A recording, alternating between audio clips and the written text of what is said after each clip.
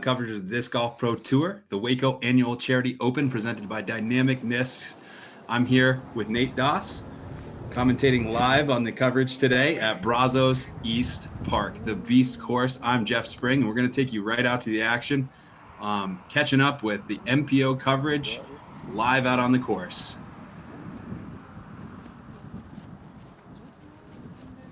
All right, here we are on the tee, and we've got tournament director Brian Draper making the call. Please welcome your 3:30 tee time for the 2019 Waco Annual Charity Open presented by Dynamic Discs.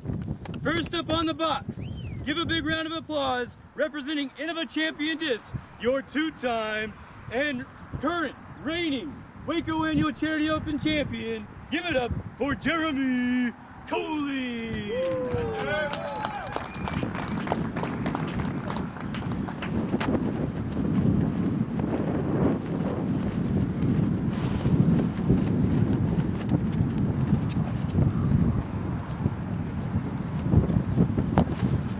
Our defending champion, Big Jerm Koling, on the tee. Looks like he's lining up a forehand. Gonna move this disc left to right, and it's a little windy out there today, Nate. Yeah, it really is. As we see this disc in the air, OB left and right of the basket. I just have to say it's great to be here, Jeff, and getting a call. And Jeremy starts where he left off with a great shot. Representing looks like he's about 10 feet away. It's great to be here with you as well, Nate, on the call. For Bryan Throw it back to Earhart.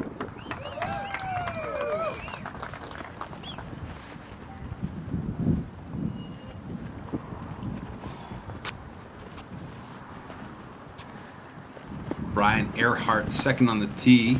Member of Team Discraft, as you see, and a lefty. As you mentioned, Nate, the closer you get to the basket, the more the OB tucks closer to the pin.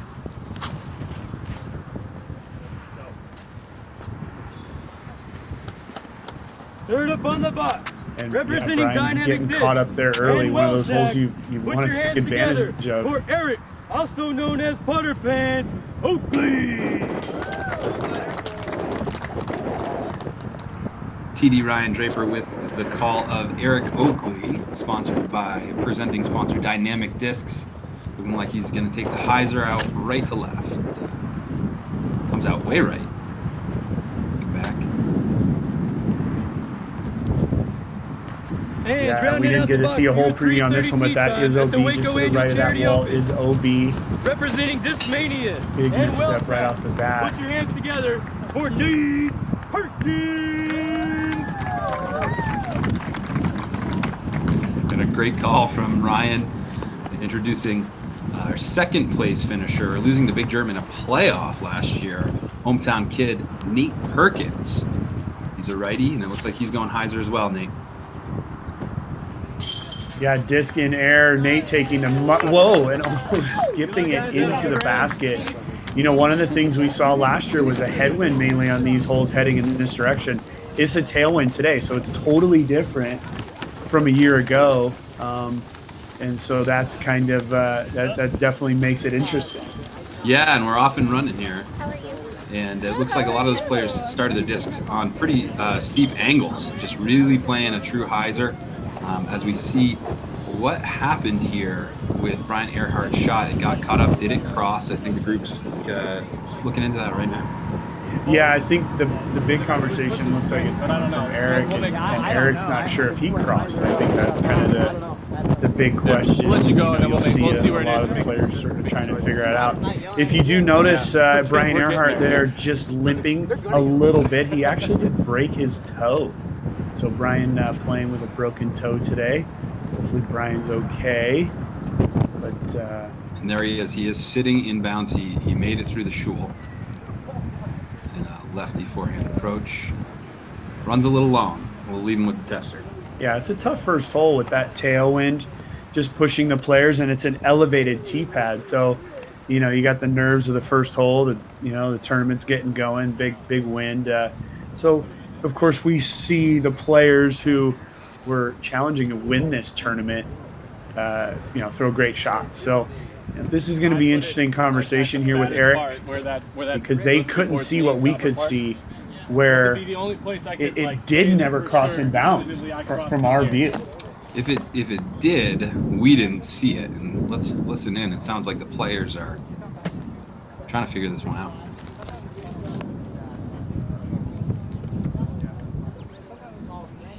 Yeah. I'm like pretty So close to the as boards disc golf up there. fans know, this is a group decision. didn't get any push, Correct. that's I the mean, thing. there's spotters out That's here. why- They can assist, but when it comes down to it, it's the players' majority that will make the call. Yeah, this is a really tough position for this group. This hole is basically this part of the fairway from the tee is completely blind.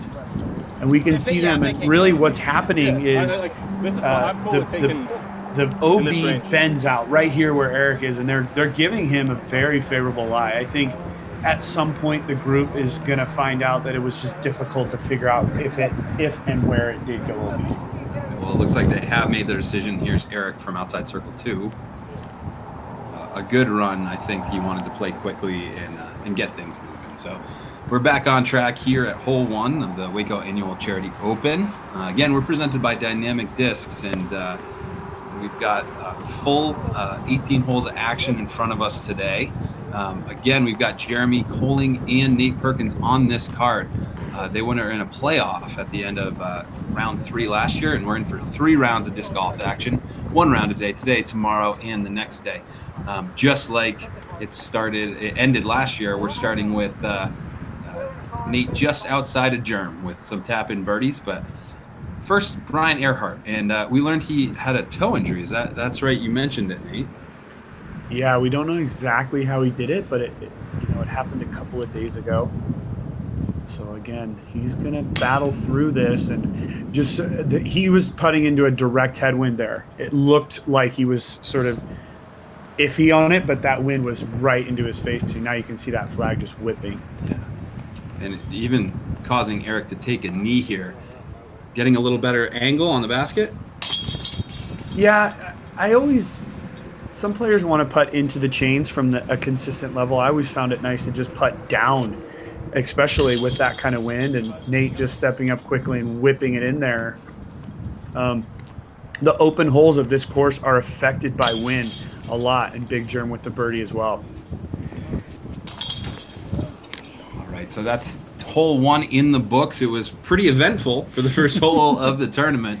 We've learned that Bryan is playing through an injury. We've had a call on a OB throw by Erik Oakley, but we're moving on to hole 2.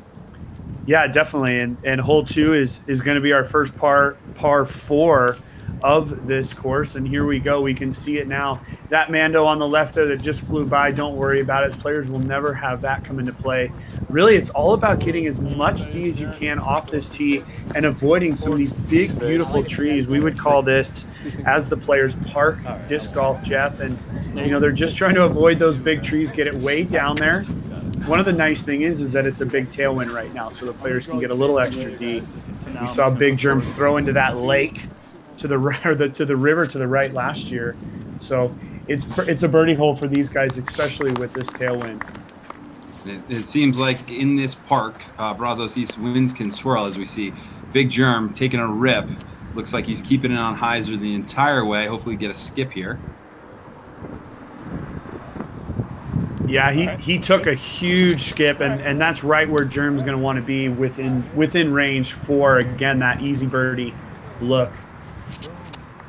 Again, trade winds typically on this course, this would be a headwind play for this group, and it's going to totally change up how they play the second half of this course once we come out of the woods. Absolutely, and Nate has a great rip right inside that tree, directly in front of the players off the tee, and it looks like he caught a little bit of the trunk of the next one, but not a bad spot.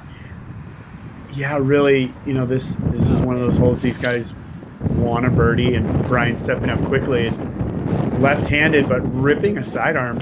And we're going to say this a lot. I mean, this is a sidearm course, but that would, in theory, be a lefty course, but there are still some backhand holes for the right-hand players, and Bryan using the sidearm very nicely.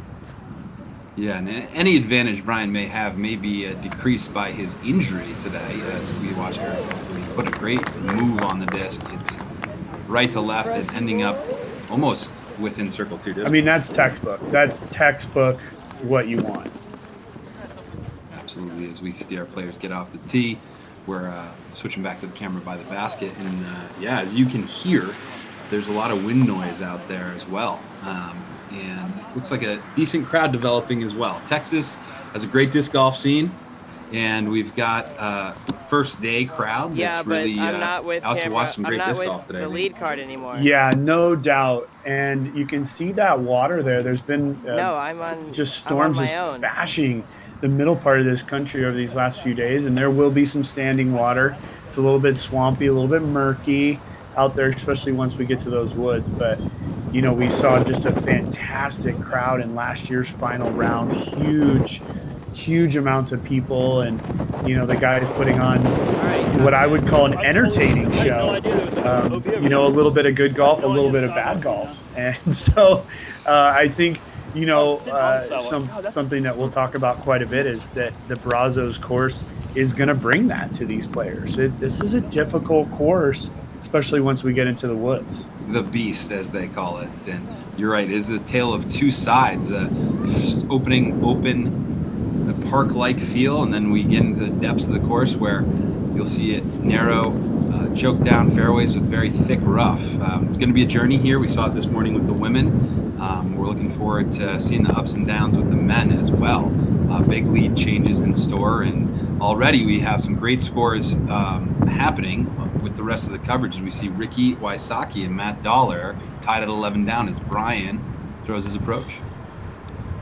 Yeah, and we encourage, and it's a beautiful shot by Brian. The toe wasn't in effect there, but we do encourage all of our fans to go to UDisc Live and keep along with all those live scores. But yeah, Ricky Wysocki 11 under through just 15 holes is great play for him. Our leader in the clubhouse right now is James Conrad at 10 under par, with Kevin Jones 1 back, sitting in 4th place right now, 9 down. Nate's in a good place to attack here, and you really want a 3 on this hole. Is that right, Nate? Yeah, as I said in the opening, there's no doubt a 3, and especially with this tailwind, is so key. So there we go. 2 for 2 so far. 2 for 2, and we'll see how everybody else wraps up. I wonder, has anybody deuced this hole in the, to your knowledge, in the last couple of years? It seems like 516 feet. That could be reachable for top. Yeah. Well, yeah, there's no doubt. We just saw in the right of frame, we saw Big Germ walking up. I mean, his drive was huge, but really this is a typical headwind hole. And there you go. You can see Big Germ just lining up. We're actually, whoa, and he just had another disc come in. Wow. From, I believe that's 14 over there. It's 13 or 14 coming back the other way once the players have come out of the woods. That was a good move by him. He's agile. We know he's grown up in a life of sports, and unfortunately he did cross the path. He went so far that he brought out of bounds into play, and that was his 3rd throw. Yeah. I mean, and that's, I mean, you brought it up perfectly. It's like, well, could they get there? Yeah, the number says it, but typically this is a headwind hole. So we're against trade winds right now. And so that's why we saw that. And as I said, the drive Erik Oakley threw was absolutely perfect. Absolutely, and we're going to see his upshot right now. It looks like he's going to take a little run at this. Probably about 75 to 85 feet. Oh! Wow, and the first studio fist pump. And I'll let everybody know at home, I do fist pump for these players. That's a big eagle. Unbelievable. For Erik Oakley. Right off the bat here. Erik already moving up and down with a bogey and now an eagle. Still no pars or birdies. But really quite the strike early on to turn his bogey start into a promising 1 down overall through to beginning. Here's Big Germ for his par. Yeah, and you see Big Germ being pretty deliberate here. This is a crosswind putt, and him putting it in. You know, you'll see when we do play the open holes, the players being as deliberate as possible. And that was a par save for Germ. They're going to be as deliberate as possible because crosswinds, headwinds, tailwinds are they can just, those 15 footers become so much more difficult. Absolutely. And here's Brian Earhart and Nate Perkins tapping out, and we are through 2 here at the Brazos East Park, aka the Beast course, with some exciting action to kick off round 1 at the Waco Annual Charity Open, presented by Dynamic Discs. Yeah, and let's head over to hole 3. Let's take a look at the third hole here. Hole 3 is 294 feet, and it's an elevated basket, one of our pyramids for this 2019 season. And really, this hole can be played a lot of ways. That left side gap over there is a great look for our sidearm players. There also is a right-handed hyzer look. We saw players last year going up and over the top, but again, the tailwind changing the whole dynamic of this hole, and now we actually see live look. This is sort of a Redan style green where it comes up on both sides and sort of it's kind of skippy around the green. So definitely a big birdie opportunity, but there still is a little bit of challenge. Absolutely, and this is one they certainly are looking for, that 3, as you mentioned. But there are obstacles in the way. Are you thinking mid-range or fairway driver, or does it depend on the line that they choose? Really, this has to be a driver, and mainly it's because you are playing a bit of ground play here. A little bit of thicker grass than we had last year. It was a little bit drier last year, but the players are looking to take that late skip. Really tough to do that with a mid-range. But really, I like this sidearm gap. It gets up onto the level of that Redan, and then it's pretty clear at the very end. Yeah. See if Nate can put a little better move on it than Erik. It seemed like Oakley's drive came out a little right, and he does so. Inside the circle, he's going to be putting for birdie. I got to mention it. I mean, he hit that little blue flag, and it actually just completely slowed him down. I don't know. I mean, that would have been really parked, and he's still inside the circle. It probably would have been at least 5 feet closer, as we see Brian Earhart lining up his shot. Have you ever experienced an injury that you had to play through on your lower body like this? Oh, yeah. I mean, I grew up playing basketball and had ankle injuries, and it's one of those things that actually an injury like this can sometimes fortify you in a way, and Brian hitting really early there. I'm surprised. It'll be interesting to see Brian play. I would have thought he would have easily just thrown a backhand, but maybe that toe isn't allowing him to really go full out on backhands. Sure. A little less of a run up with the forehand, as we see Germ ripping a forehand out there with plenty of power, going a little long, but looks like he'll be about circle's edge. Yeah, that was, again, I like the sidearm because once you get through the main gap, it's wide open. But Germ's on the side of the green, where he's going to have now a wind putt from his left to right with a slight downhill behind the green, and it's an elevated basket as well. Well, it's great to be here with you, Nate. Throughout the day, we're going to be trying to show you a little bit of clips from across the course. I know we've got a camera on Ricky Wysocki, our current leader. If we have an opportunity to throw to him, we certainly will. And here he is on 17, throwing a good sidearm, and that's about right for the landing zone. This is a dogleg right and about 90 degrees. So from there, he's going to be looking to throw onto a very well-protected green. Yeah, 17, one of those daunting holes that, you look at the overview and you're like, it's not too bad. And then you see the players play it, it's like, whoa. But not surprising to see Ricky where he is. And that was a live look, which is really cool. I love that we're having that ability to get some other groups and let you guys check that out. But yeah, Brian hit really short. I mean, the hole is really, it's less than 300 feet. And one thing I got to say as we go through this course, there's a lot of par threes that are under 300 feet, but there's still so many challenging ones, especially when we get into those woods. There are some really creative lines and different options for our players to throw. It's part of what makes this course and this event so exciting to watch, as we see Brian chip up. It looks like he should have no problem cleaning up his par.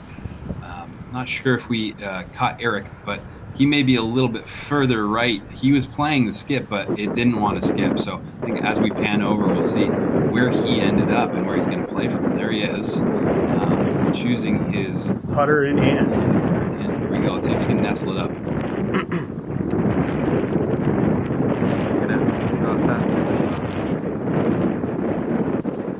Yeah, and one thing for the fans as he does nestle it up there, one for the fans at home to really let you know about Jeff and I, and I'm excited to have Jeff here. And I know Jeff and Val were working earlier today, but Jeff's been my caddy many times at many different tournaments, mainly the USDGC, which I can't thank him enough for, of course. We had that good caddy-player relationship. He always used to tell me, just nestle it quick, man. Just nestle it up there. So that's what those guys did. And so it's really exciting to have you be a part of this live broadcast, Jeff. And we do appreciate you getting on a plane and coming across the country. Yeah, excited to be in Oregon. I'll be back many times this year as TD of the Portland Open. Got a great tournament staff for that. We'll be able to explore that a little bit more as we see Nate after this lining up his putt here for birdie. Sneaks it over the rim there. Yeah, just on the right side, seeming confident. And, really, when we look at Nate Perkins as a whole, last season, the season before, he's been on tour for a couple of years now. Nate has some up and down finishes, but he seems to really be comfortable here, starting 3 for 3. Yeah. See if he can continue to keep that up. He's from Texas. It's almost a home course advantage here, and he's just dedicated. He's an intense guy. He's dedicated to the game. He's putting in the work. And Jerm with closest to the pin. Let's see if he can convert as well. And he's got it, just sneaking it over the rim. You don't want to put it in the upper part of the basket on these elevated baskets, so you do see a lot of the putts just sneak over. Yeah, I got to mention we're getting some really cool looks on these players, some more dramatic looks actually. Sometimes you can't see the player or the basket, but good putt there for Brian. You can just see that limp. That's going to be a story we'll follow all day long. It was reported to us that he may have been playing in a walking boot, but it looks like he did abandon that off to the traditional sneaker here, as we see Erik knock his in with his putter pants on. Of course, he's showing his raw ankle to the crowd, which everyone appreciates. As we finish up hole 3, Nate Perkins off to a 3 for 3 start, trying to match Ricky Wysocki's start, which was 5 for 5. And as we mentioned, Ricky's leading the event at 12 under, tied with Matt Dollar, who finished strong at 12 under. And I think we're going to try to throw over to Ricky Wysocki, see if we can get a couple more chances to peek at his approach here on 17. The wind is still up. Looks like he's going forehand, Nate. This is a tough approach. It really is.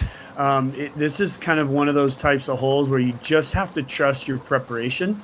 And Ricky put himself in a position where he was a little bit further back, so it was a completely blind shot for him.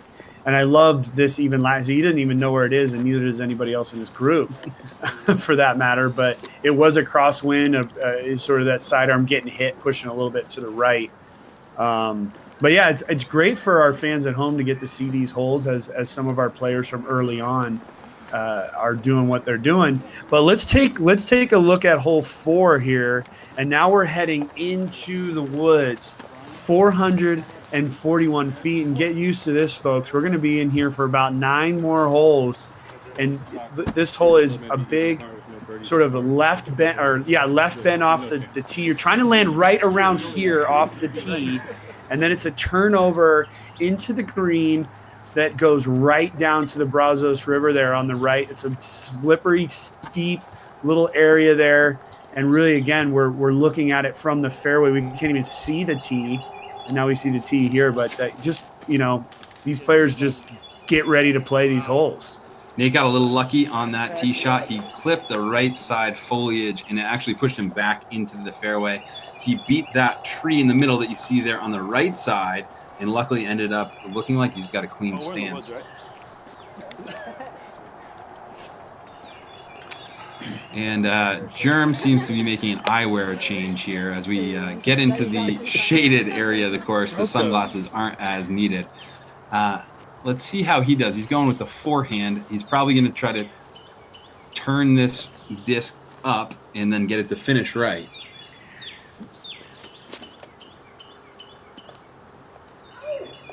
Yeah, it's one of those, and that is oh man, it took just a little kick. He's still way up there in the open, and everybody at home, Jeremy is from the North Carolina area, and when I first heard that he won Waco 2 years ago for the first time, I'm like, oh, that makes sense, because we have these 9 wooded holes. But he really relies on that sidearm in these woods, and he's super proficient at it. So as his coach, I would question some of the things he's doing, but he knows what he's doing. He's a 2-time champion of this tournament. All right, and Brian with the forehand hyzer, lefty hyzer, he challenged that left side, and there it is. And we know that Ricky's going to be putting for birdie, and so I think we're going to actually cut over to that and come back to this group in just a moment.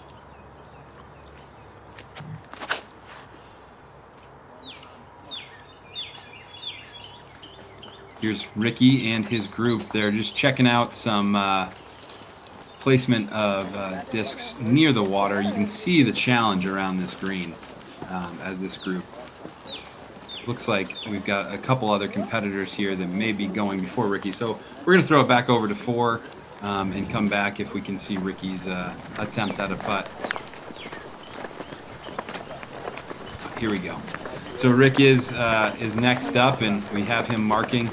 This is to take the solo lead in the event. Again, he's tied with Matt Dollar at 12 under. They have a 2-stroke lead on James Conrad, who's in the clubhouse, and Ricky, no problem, no hesitation. He's playing with confidence. Absolutely. From this perspective, it looked like that putt was a little bit longer, but I could tell as soon as he stepped up that he had already made the decision that, bang, he was ready to go. So it definitely wasn't as difficult.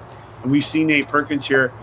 I did say, and you can just see to the right side of Paige and Nate, and Paige Pierce is the caddy for Nate Perkins, and they're good friends, good traveling buddies. So Nate's just a little short of the perfect landing zone. This is just a little tricky shot. Goes inside route on those trees and does get a deflection, stopping him just short of circle 1. So he's in between circle 1 and circle 2. He does have a putt at birdie, and this is where Erik's drive ended up. We did cut away to show you Ricky. He's in a decent spot, very similar to Nate. So probably taking the inside line here, and he's definitely pondering it. Erik is fairly deliberate with his play, as many of the players are, but as we noticed with Rick, not as deliberate. He's a quick player. Yeah, if I could say this, honestly, a lot of the players that are in the position of trying to be where Ricky Wysocki is tend to be a little bit more deliberate. They want to make sure they're making the right decision, the right shot, and I applaud them for that. I remember being a younger player and taking so much more time, and it means a lot for these guys. Ooh, and a little reverse skip there for Erik, and he's going to settle in the shul, and we're going to throw it back over to 18 and see Ricky Wysocki on the tee, trying to extend his 1-stroke lead over Matt Dollar. He's 13 down, and he's going to be coming up making a decision on whether or not he's going to be going over the water here. This is the 18th hole at Bravos Park East, the Beasts. We do play it in a little bit of different formation for this event, so maybe not typically the 18th, but here at the Waco Annual Charity Open presented by Dynamic Discs, it is hole 18. You can see this group congratulating each other, doing the traditional high fives before teeing off on the final hole. We do have a tailwind, which is going to play a little bit as a crosswind here. And this hole is 492 feet. It's a par 4. With the way he's playing, do you expect him to go over? Or we haven't seen too much of the action, so it's hard maybe to predict his strategy. Yeah, I mean, with a tailwind here, there's absolutely no doubt that Ricky Wysocki is going to go for this green. He's not just going for the green; he's going for the park job. And as we watched the players last year, this is a typical headwind hole. And I remember just listening to Jeremy commenting on how he played it after the round on some of his commentary. It was like, yeah, that he threw a beefy disc and it turned up and over. I mean, look at the pins right there perched up, and this tailwind is just making this a must go for. Yeah. So as we set the stage here on 18, we'll throw it back over to 4 to catch up with our feature group as the group in front of Ricky finishes up on the green. We're excited to bring you live action on multiple cards here today at this Disc Golf Pro Tour second stop of the year. And we're approaching here. We've got Big Germ, who's going to be putting for birdie from circle 2 coming up. Nate Perkins is not quite as close, so we may see him putt first. Bryan Earhart is in the circle. He's going to be putting from circle 1. So let's catch up with the action here on the feature group, and as soon as Ricky's ready to tee, we'll throw it back over to hole 18 to watch our leader try to finish off a pretty incredible 14 down if he can birdie the hole, or 15 if he can eagle it. Yeah, I think the Eagle's in the building. Not Eagle McMahon. We'll see him. Oh, wow. Good run there. Actually, that was Erik. Yeah, that was Erik. That was a good run. From somewhere. Yeah, and this is a little disappointing for Jeremy. He had a great drive, leaving it just outside the circle. And remember, folks, that right side of that basket is a slope directly down to the river. You do not want to miss this and get a roll out of bounds. Ooh, and you can see the tentative nature of that putt. Yeah, half-hearted in a way. Germ just making sure to not make a mistake. It's just, it's just the early parts of the first round of this 3-round tournament. Must be mentioned that hole 4 is the 4th hardest hole. I know that we didn't say that when we were going over it, but you can just see these wooded holes as you get into them. If you get off in the sides, you're in the thicket. And we've got Nate here putting for birdie. He gets it to fall, and as he runs up to grab his disc, we're going to throw it over to hole 18. We hear that Ricky may be ready to tee off.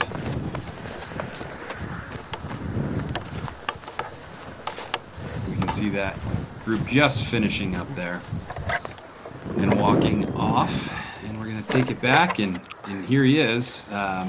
Ready to play. Ready to play. Ready to play. Of course. He's been waiting. He probably didn't like it that he had to wait. And the newly minted Innova player, back to his roots, as some might say, is on the team. And I'll tell you, at 492, this is just a flip of the wrist for Ricky, and it's getting a little left and long even. I think he went OB long. And we'll check back in to see where that landed. We're going to throw it back over to 4, and potentially, if we're rounding out the coverage on 4, a word from our sponsors shortly as we watch Erik Oakley tap out.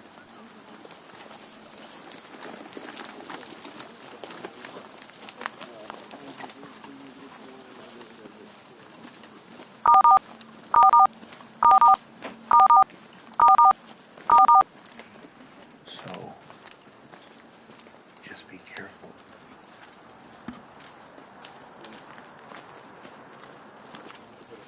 All right, we'll come right back to our sponsor messages shortly, but right now we're on the way to hole 5, and hole 5 is a wooded hole. Nate, what can we expect to see our players tackle on hole 5? It looks like a birdie hole to me. Oh yeah, let's take a look at hole 5. 264 feet. It's a slightly uphill hole. I mean, it's like yeah, you can see it here now perfectly. It's a tier. It's like a 3-tier hole. So you go up this first little tier right here, and not a lot of our players, unless they get caught up early, are going to land here. Then it's about going up this second tier, and really it's all about getting up onto that upper level. Pretty clear fairway, kind of one of those holes that if you hit your line, you should have a pretty good look at it. We have a perfect look over Nate Perkins' left shoulder. And boy, Nate just starting off playing well. Yeah. That was a huge putt for him. Huge putt to keep the momentum going. 4 for 4. You can hear the crowd loving it. We're loving it. We're loving it. The crowd in the studio is eating it up, and this is an attackable hole. Let's see if you can start 5 for 5. Yeah, just a little bit short and left there, and really it's tough to tell on camera, but this is actually quite a ways uphill. And it really, I mean, it's 264 feet, but that little bit of uphill definitely makes it a challenge. I think now we know that Bryan can't run up. So we're going to see this from him all day long. What a beautiful shot. Wow, and he got the benefit of the kick off the tree because that had a little sizzle on it. It did have a little sizzle, that's for sure. He'll have a little tricky little putt. And again, you see this from Big Jeremy. You're going to see this a lot from him in the woods, just relying on that techie sidearm. He's one of the best in the game with that touch flip up control sidearm, and that was really well executed. Perfect distance, perfect speed, fading out a little to the right to give him about a 18-foot putt. As we see Erik Oakley stepping up, rounding out our card, wanting to get back on track, even par for the day.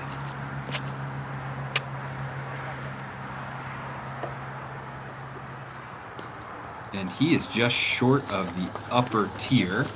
He's on the second level of the layer cake here, and he will have a putt. Furthest out is our leader on this card, Nate Perkins. He's going to have to make probably an even bigger putt than we saw on 4 in order to keep his streak alive here. But, you know, he was in the mix last year when we saw Paul Macbeth go 10 down through 9 holes, maybe a prelude to his 18 down round at D-Glow. So it can be done, you know. It's going to be interesting to see how Nate finishes out this front 9. You know, what we're seeing from the score so far is that Ricky was 7 down through 9, and I think a couple people matched him, including the young Noah Mintzma, who is a great young player, and he's starting to make waves as well. All right, big putt for Nate here. Let's see if he can do it again. This looks like it's about 50 feet up the hill. Yeah, he made a big putt on the last hole. This would be a huge bonus. Ooh. You know, and last year at this tournament, he was putting well also, and he gave so many great runs on putts that you thought, oh man, you know, it's a little bit too far out, but he would, you know, hit all over the basket. So good for Nate there, definitely. And again, a little crowd building here, which is always nice. It's tough for the players sometimes in the woods when the crowds get too big, because you can kind of feel like it's a little bit closed in. But we have a good level of of a crowd here, I think, for definitely for this first round. Yeah, absolutely. And I'm pretty sure that we've got yeah, and that was the putt of Erik Oakley with the smile to the camera. Nice putt for Erik. Most definitely. And you can see right there, that's Big Germ's drive, and then we have Brian just kind of getting into hit. And this is what I was saying. It was just going to be a little tricky putt. And one thing I do like about wooded courses are the tricky putts. I grew up playing a wooded course. It was always nice to have little things like this and, you know, just kind of get in there and give it your best. But it definitely makes for good disc golf, that's for sure. Absolutely.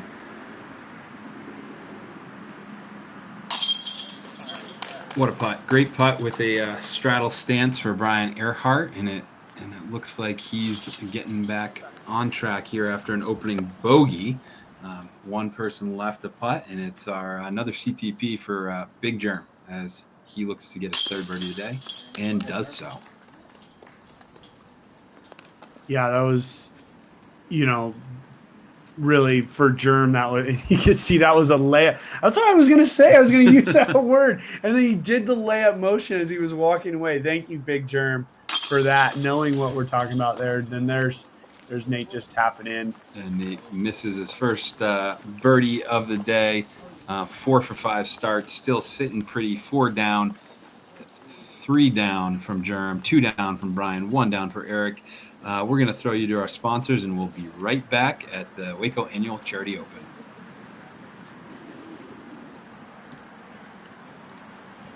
be careful trying the balls.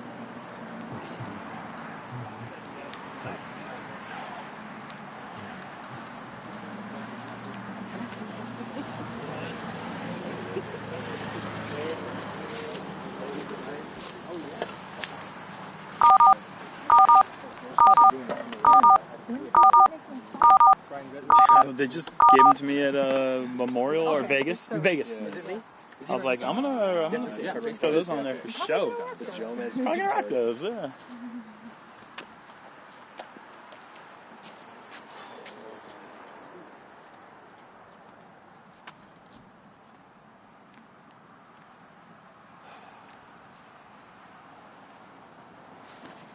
Nope, early. Come on. Up there. Progress is good. No, I actually think it cut rolled back. Yeah.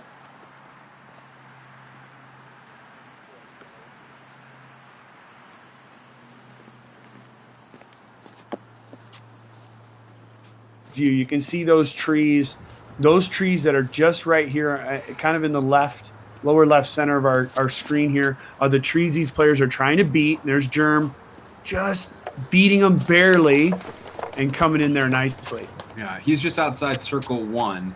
He wanted to, or maybe just inside. Yeah, he wanted to cut to the right a little sooner. His disc just carried straight, didn't have the fade.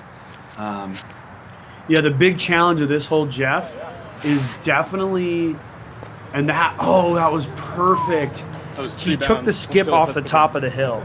If you crest that hill with speed, you're gonna be long. So that was nice that he was able to take that skip off the hill. But the big challenge of this is definitely that fast green. Yeah.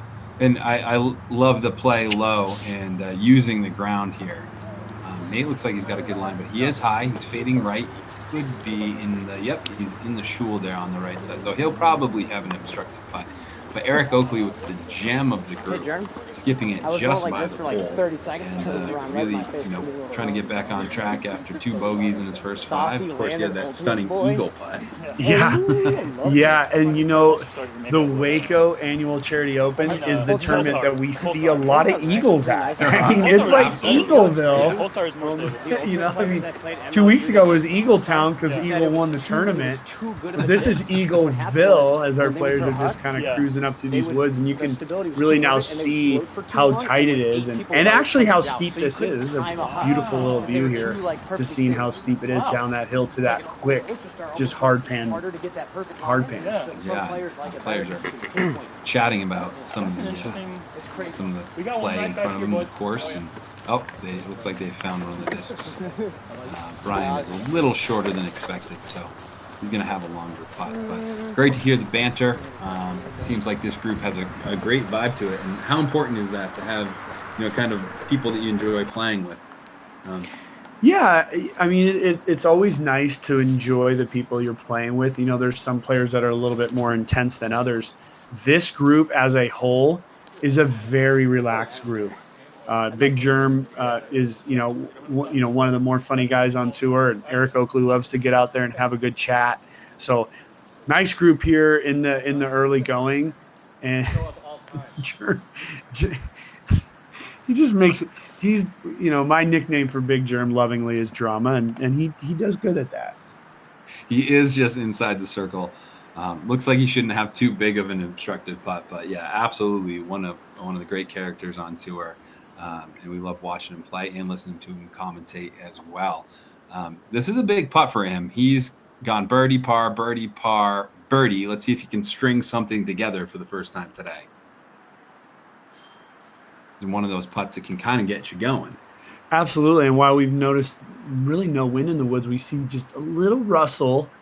So something extra for him to think about. This would be a headwind. Great putt by Germ. He did have to go to the straddle. That's not his normal putting stance due to the tree, so that's got to make him feel good there as we see. Nate. Okay, so his stance isn't too bad. He's just kind of got a head obstruction, so he's bending down. He's probably not too out of his comfort zone here, though. No, and just so you know, we'll see a lot of that in these wooded holes, just because. It's you get a lot of kicks and bangs, and you hit a bush and you stick on the edge, or you go in deep. And here's Brian just tapping out for his par. Still haven't gotten to Erik's drive. I know. What a great drive by Erik. He's got the smirk. He's proud. He's happy about it, that's for sure. We do have some other hot scores going on in the course. We may get a chance to show you some action of Noah Minsma. He's doing a great 11 down through 16. And Noah is currently on 17. Yeah, and it Jeff, we got to mention that Ricky Wysocki did actually birdie that 18th hole. So his drive was OB, but he made that putt. So that was a putt for 3. So definitely a great putt. I love just these walks through the woods. It's like we're right there. We are right there with these guys. But let's take a look at hole 7. One of the more kind of tricky holes on the course, and it is 462 feet. And the one thing about hole 7 is that it's eagleable. one of those like par fours that you could play it one way, and here we are. You can see all the Savage banners. I'll let Jeff tell you about that in a second. But as you come out of the woods here, really there's two ways to play it. You can come out of the woods with a backhand hyzer and just get out here into the field, or you can go for the S sidearm. And there you go, right there. Now you see the little valley, the steps going down, see the steps coming right back up. So a lot of options here. An easy birdie if you get out into the open, I think. But if you take that aggressive line, you could get caught up, but you can also reap the rewards of a possible eagle. Absolutely. There's a chance for a scoring swing, and I think Germ is one that is going to take a chance to get into Eagleville here. With a very powerful forehand, he's going to be playing this right to left, a flex forehand, and if he can bust through cleanly, the fade of the disc will take it back into that little valley. He could end up into that ditch right before looking at an eagle putt. So let's see how aggressive he decides to get.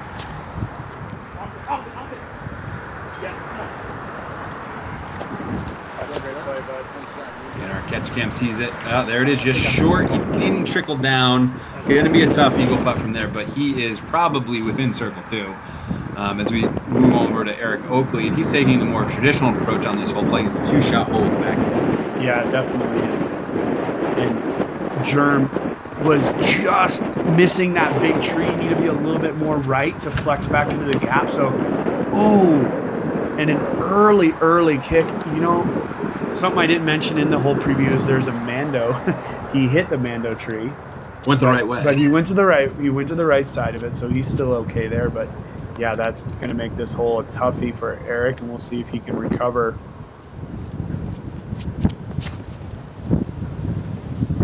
Down the right side for Nate, tickling the foliage, and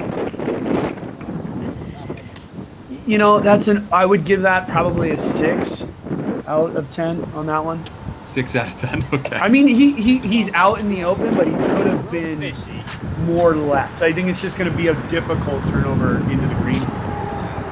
Absolutely, it will be, and he's still in position potentially to make birdie, whereas Erik Oakley is going to be scrambling first play. Yeah, I mean, if I didn't put a number on Erik's, but it'd be like a 2 out of a 10. We don't need to know, right? No, we don't, but that was a bad shot by Erik. I mean, we're not afraid to say that. And we do want to thank Savage Ultimate for sponsoring this hole 7. They're sponsoring hole 7s all year at this golf tour, and we see Bryan Earhart getting a little caught in the foliage there. We are going to give it a swing over to hole 17.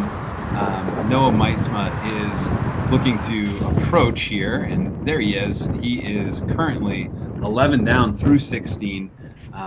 So hopefully we can get a couple shots of him. Actually, it looks like there's Noah. Maybe he's already approached. So we'll be moving back and forth. Hopefully we get a chance to see Noah. Just want to give him a shout out and a little love since he is having such a hot round coming in, and we're trying to bring you as much action as we can from across the course. But let's switch back over to Savage Ultimate hole 7 as we see our players who got caught up early trying to punch out, save their pars. We got Erik in trouble. We got Brian in a little bit of trouble. This is not a hole you want to bogey. In fact, it's kind of a tweener, right? Absolutely, and you can see now Erik kicked down into a little opening on the right side of the main fairway. He's actually not in the main fairway, but look at this. If he can miss that, boy, if he could have missed that tree, would have even put himself in position for birdie. But you know, that looked like it kicked possibly out into the open. So a lot of opportunities in the woods. The way that courses are developing nowadays, newer courses are getting longer and longer. Older courses are extending their hold because these players are just starting to shred. They're absolutely tearing up some of the courses. We're seeing really low scores. The first 2 large events, the PDGA National Tour event, the first PDGA event, DGPT event of the year at the Memorial, you saw very low scores. So a hole like this, it's par 4 at 441, seems kind of like very short, right? Yeah, I mean, you're going to see a lot as we go through this course. You'll see a lot of what a beautiful view there. You can actually see the basket, and there's that big valley between him and that pin. It's beautiful green grass today here in Texas. He must have had a nice wet winter. That's always good for Texas. But great little drama shot. Oh, Erik's bothered by a little twig. lover of nature, so he probably is inspired by it. Looks like he's pulled this a little right. He's a trickle. Oh, he got a nice little trickle kick. Maybe down into the bottom of the valley, which he would have a par putt from there. Incredible. With 3 shots, that he's probably not happy with any of them, any level, and he probably will have a par putt, which is saying something about this being a par 4. You know, it is challenging. Obviously, he has struggled on the hole, but he's still in position potentially to save his par. Yeah, no doubt about it. And, now we're going to see, these were those shots that I was giving 6 out of 10s on, and you can see why. The one issue is if you're going to go with the backhand shot, you want to put yourself more to the left so that you just have a straight look at that basket. And so he's a little bit blind here, and especially for a backhanded player, it just adds that level of difficulty. Yeah, it looks like he's put a decent move on it. Didn't keep turning though, and it's faded out to the left. Hopefully that's on the upper tier, and he may or may not have a clean look for birdie. We'll have to see as he approaches his desk. You can see the crowd back there, and you can see this ditch a little clearer. Certainly would rather get all the way up, but if you are down in the ditch, it is a fairly short putt. And here's Nate Perkins. We're going to stay with the catch cam here for a moment. Oh, Perkins did just fine. That's an 8 out of a 10. I know when I'm wrong, and there you go. And that's why, because he put it a little bit more left. He had a perfectly straight view. And he's locked in. Look at Nate. No locked reaction. in. Stone cold killer right there. The percolator. Trying to go 6 down through 7. It looks like he's pretty much got that. And here's that drive we were talking about from Jerm, that forehand where he hugged that tree a little too close, as you mentioned, to get all the way down into the ditch. But it looks. You think he's giving this run? Oh, he's definitely looking to throw it in. I mean, his main goal right now is to miss that branch right in front of him. That's the main goal. Luckily, he's a big guy. He can reach out and around. But, yeah, always give it a little bit of a soft run, but leave yourself with that easy birdie look. And he's left a little wide, but he's got a layup. It's really tough. It's really tough with these types of shots, these, like, tough little touch shots with such a breeze, and he had just a straight tailwind breeze, so it's tough to keep it up because the wind's just trying to drop it. It's a long circle 2 putt for Oakley in order to try to save his par after disaster. Just short. In all honesty, probably deserved a bogey on that one, but he'll get out of there with no more scathing than just one drop shot, which isn't bad. Although I think a lot of the players are looking for a 3 on this hole, as we've discussed. Yeah, there's no doubt about that. This is a 3 if you can get out into that open, and well, actually, the numbers don't lie at all. This was the 6th. This was like the 3rd easiest hole on the course. So that's a big misstep for a player like Erik. But he's got 3 bogeys on his card already with an eagle and birdies and all that stuff. Now we have Brian lining it up. Oh, and that just was a layup from him. Well, yeah, he actually let the card know that he was going to lay it up, let the other players tap out. As they walked by, we saw Big Germ tapping it out. So he already knew he was going to lay that up. That would have been a big risk for him to go for that and miss it. And if you don't feel confident, you just don't do it. So smart move by Brian. As we transition off of the Savage, hole 7, we're going to go to hole 8 shortly, but let's just take a peek. We see a little separation on this card. Brian and Erik are 2 under and 1 under, respectively. And Nate and Big Germ, just like last year, are off to the races. 5 down through 7 and 6 down through 7. And this event is heating up with already Ricky Wysocki at 14 under, Kevin Jones at 9 under, James Conrad at 10. And again, we've got Noah. We'll try to throw to him at some point here, but next up, the shortest hole on the course, Nate. Yeah, definitely the shortest hole. Here we go. Hole 8, 213 feet. not only is it the shortest, it's also one of the most wooded, and really what you have is a little mirkwood there on the right. You got to avoid those trees on our right now. Go just around them and end up sliding right up to the pin, and that's the little hill to the right there. If you get down in there, makeable birdie putts, but you want to stay up top. So a very gettable hole. We see a disc already right next to the basket, and I'm thinking that was Big Germ stepping up quickly. Indeed. It was Big Germ, and if you see a forehand, it looks like just a little bit to the left. Perkins is probably in the circle as well. Yeah. With another unorthodox. The action's coming fast and furious, and this lead card has no backup so far, so they're really in a good flow. Yeah, we talked a lot about this at the Memorial during the final round. To allow these players to have a flow like this is just awesome. Stopped dead in its tracks, Bryan Earhart, lefty forehand. That actually probably helped. Yeah, I got a big hand for Bryan Earhart to come out here and take a course that is so lefty friendly and have to basically play it as a right-handed player. Good for Bryan. He's 2 under still, and a nice little shot. But you can really see we saw all sidearms on that hole. Yeah, absolutely. Yeah, actually it was. And you've got a big hand. He's got a big swollen toe. You know, we're all in the circle here on hole 8, and let's try to take a peek over at hole 18. We'll throw it right back, but we believe that Noah is ready. This not being Noah. I don't want to lose that. Yeah, I don't want to. But let's get a little bit of action going over on hole 18. Well, and I just love it, looking at these shots now, because again, this is a go for, and it should be a go for every player in our men's field with the tailwind. So it's really about kind of dialing it in.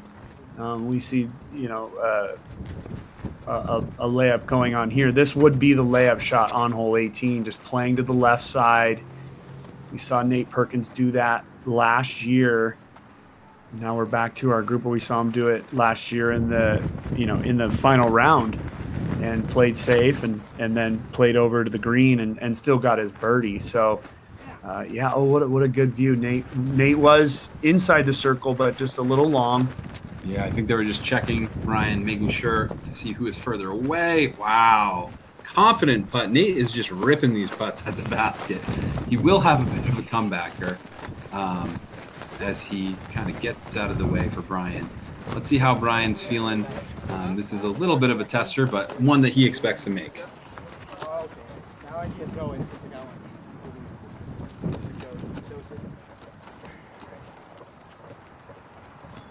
Oh, and just a splash out on the left side with a roll. It's still going. And a perfect example of what I said, that low side there it's steep. And if your disc just picks up and rolls, it's going to go down there. And Brian's still out at this point. This is one of the more difficult things as a player to do. You go from a birdie to now having an even longer putt for par. One of the reasons why this is the shortest hole in the course, but also rating as the 7th most difficult, averaging basically par, which is super surprising for such a short hole. Very difficult green, and a chance to hit early on combines for some more difficult scores than expected, as Brian's trying to save his par, and he does. That was outside the circle. He's limping it in. He's limping it in. The injured Raptor. Wow, great putt by Brian there. Now this is Nate for par. Really in the same situation as Brian, with a putt just as long as the first one. I've got my team coaching right now at 18. There it is. Boom. Good comebackers for both these guys. You know, I thought this was going to be a star frame for a moment, but not quite. Yeah, you can really see how much a big putt means to a player when we saw Brian hurting and running it in still. So great job by Brian. Here's Erik. Beautiful putt by Erik. And boy, Erik just playing a little bit of ping pong here. Back and forth, back and forth. Yeah, and with the scores that we're seeing coming in, he's going to have to turn things around and maybe go on a bit of a run. We didn't see Big Germ, but he is in for his 2. And we've got 2 birdies and 2 pars here on hole 8. As they walk to hole 9, let's get a quick check-in on 18 and see if we can get any action from Noah Meitzma, as there is finally a little bit of a backup. There's Noah. He's walking over, and he is in 3rd place alone right now at 11 under. James Conrad's one back. James, 2 years ago, was in a playoff with Big Germ as well. And so he is certainly not to be counted out here at the Waco Charity Open presented by Dynamic Discs. What a finishing hole here. It looks like Noah may have gone long. He's looking in the reeds back there. But this is a really risk-reward shot to close the course. Yeah, no doubt. And this is the area where Ricky Wysocki did throw out of bounds and made that putt. I'm not sure actually what Noah was looking at there, but yeah, it's definitely a very fortifying final hole. It's one of those holes you have a big lake, and a lot of different things can happen, eagles and pars and birdies and OBs and all kinds of stuff. So, with the tailwind, in my opinion, minus just a massive headwind, a tailwind makes this hole kind of difficult, especially if the players weren't able to practice it with this direction of wind. It'll be fun watching groups come through here throughout the day, but right now we're going to throw it right back into a whole preview for hole 9, which in my opinion is one of the biggest separators on the entire course. Hole 9, not surprising to see a backup. What do we got here, Nate? Well, first of our 2 par 5s in the woods at only 519 feet. That should tell you everything you need to know. And as we come through here, the early parts of the fairway, this is where the players want to turn down the hill. And that right there below the drone is the perfect landing zone. And you can see why. It turns you into a position where you have a nice sidearm or backhand up into this tight, quick, fast green. And we've seen everything from eagles to double bogeys on this hole over the years. And again, just one of those super tough, tight holes. And the players are hitting a little bit of a backup. No surprise with a hole like this. Yeah, huge drive, because you can get into big trouble if you don't hit that first gap. So biting off as much as you can chew off the tee is extremely important. I have Meitzma putting on 18.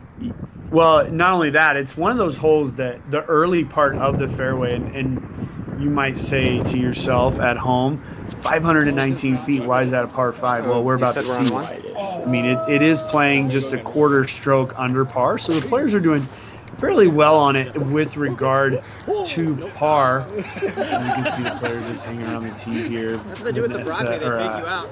Alyssa Van Lannen getting some photos. She's just amazing at taking photos, so good to see that. But it's one of those things where when the woods are this tight, playing this hole in 4 throws, which would be a birdie, is pretty good. You guys gotta give me All right, so there has been everything from a 3 from Colton Montgomery, who's currently sitting in 14th place, to a 6 today on that hole 9. So it is a separator, and as we watch a little bit of the chase card action here, we'll see how our lead group is able to tackle it. Yeah, definitely. But yeah, it's always tough on a hole like this to come into a backup, just because they've actually been flowing this whole time. They've been flowing through the course, no problems, and now boom, a backup. So that can always be a little bit difficult. So already through 8 holes on our lead card, we've got Big Germ and Nate tied once again. And just like last year, after full 3 rounds, we're sitting at 6 under for those two. They're already tied for 14th. And as we watch the chase card play, we just want to take a peek at the rest of the leaderboard here, because we've got some big names out here. Nathan Queen, kind of newer to the scene, played really well. He was 7 down, sitting in 11th place. We've got, of course, 14th, like we mentioned, Big Germ, Nate Perkins, Let's see, as we go down, Adam Hams has been doing good this year, but he's tied for 14th at 6 down. Max Nichols at 5 down, still on the course there. The reigning world champ, Greg Barsby, had it going, struggled to finish. He's 5 down. And then Paul Macbeth is on the course. He is on a run of 4 straight birdies. And after even par through 5 start, he's making a charge. And we expect Paul to be in the mix for sure, and it looks like his putter is heating up now that he's gotten into the woods part of the course. Yeah, definitely. It's always great here in the first part of the tournament to go back and look at where our big names are in the early going, and to see Paul Macbeth down there a little bit. There's a lot of talk. Everybody wants to talk about Paul Macbeth, and we certainly do as well. But yeah, he has gone on a little run there, and we'll see. But when a player like Ricky Wysocki, a 2-time world champion, puts up a score like 14 down with no bogeys, that says a whole lot about what the scores are going to have to be. Through I believe the playoff was at 31 last year under, or something, right around there. So we're talking an average of 10 under per round. So even though we talk about how difficult this course is, the players are still shooting really far under par. One thing I like about this course is that you can have a bogey or something and still be able to get through. At the Memorial, just 2 weeks ago, we saw a tournament where you really can't bogey. A bogey can just be totally detrimental to the entire, to your entire tournament. So I kind of like that. Then why do you remember see the players just kind of trying to kill some time chatting with each other, hearing some commentary from them during this backup. But, there has been a lot of player movement in the offseason, Nate, and, this is probably one of the best rounds Ricky's put together so far in this early start to the season of 14 down, where he's going to be a leader. He hasn't broken through at a big event since changing back to Innova. You've been so consistent, throughout your career with disc craft. You haven't had to go through those changes. What kind of, challenges do you think that can bring? I mean, your discs are so important as you see Big Germ teeing off here. It's what you make your money with, right? And it's how the players depend on everything. That was a great drive by Germ as we kind of delve into this topic. Yeah, I have to say that was insanely lucky by Big Germ. He went to the left side of those trees and still got through. Like it didn't even hit anything and got way down there. So the Eagle watch is on. He is in the Eagle zone. Any player that's down at the bottom of that hill has an opportunity to get a 3 on this par 5. Erik's choosing the forehand as well. Wow. Very understable after it flipped up, and it did dive to the left, but it ended up okay. Yeah, again, getting to the bottom of the hill. And I always play coach with these players when I am doing the commentary. I would have never said, hey guys, throw a sidearm on a downhill turning over to the left shot.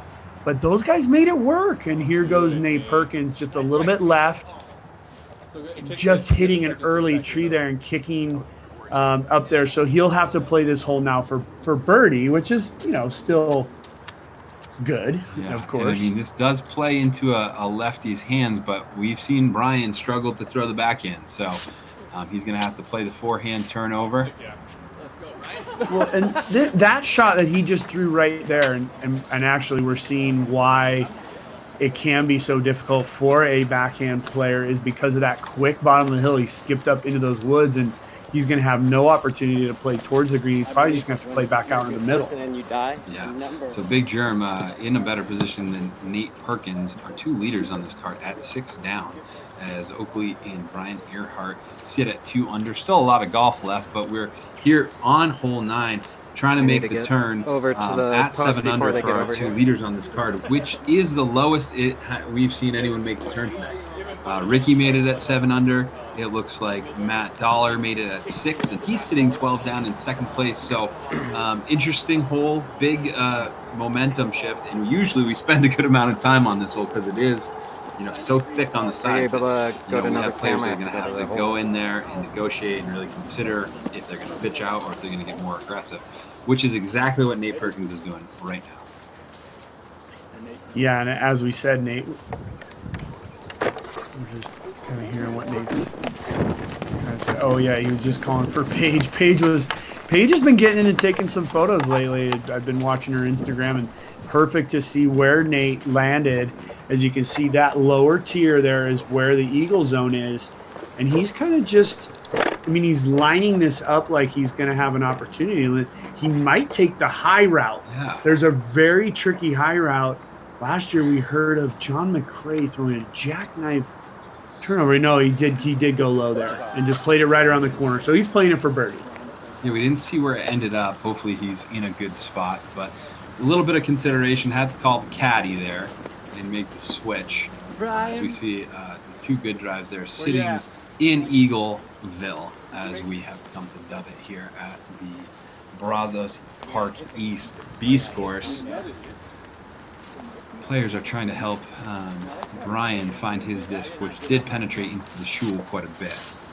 Yeah, it was. I know, but I'm afraid Again, Brian being a natural left-handed player, throwing a sidearm, he took a lot of speed into that, into that low area. You can see it's straight up hard pan, and they found it. And we as commentators knew he was the furthest one off of the tee, but he is just, not in as good of a position as these players.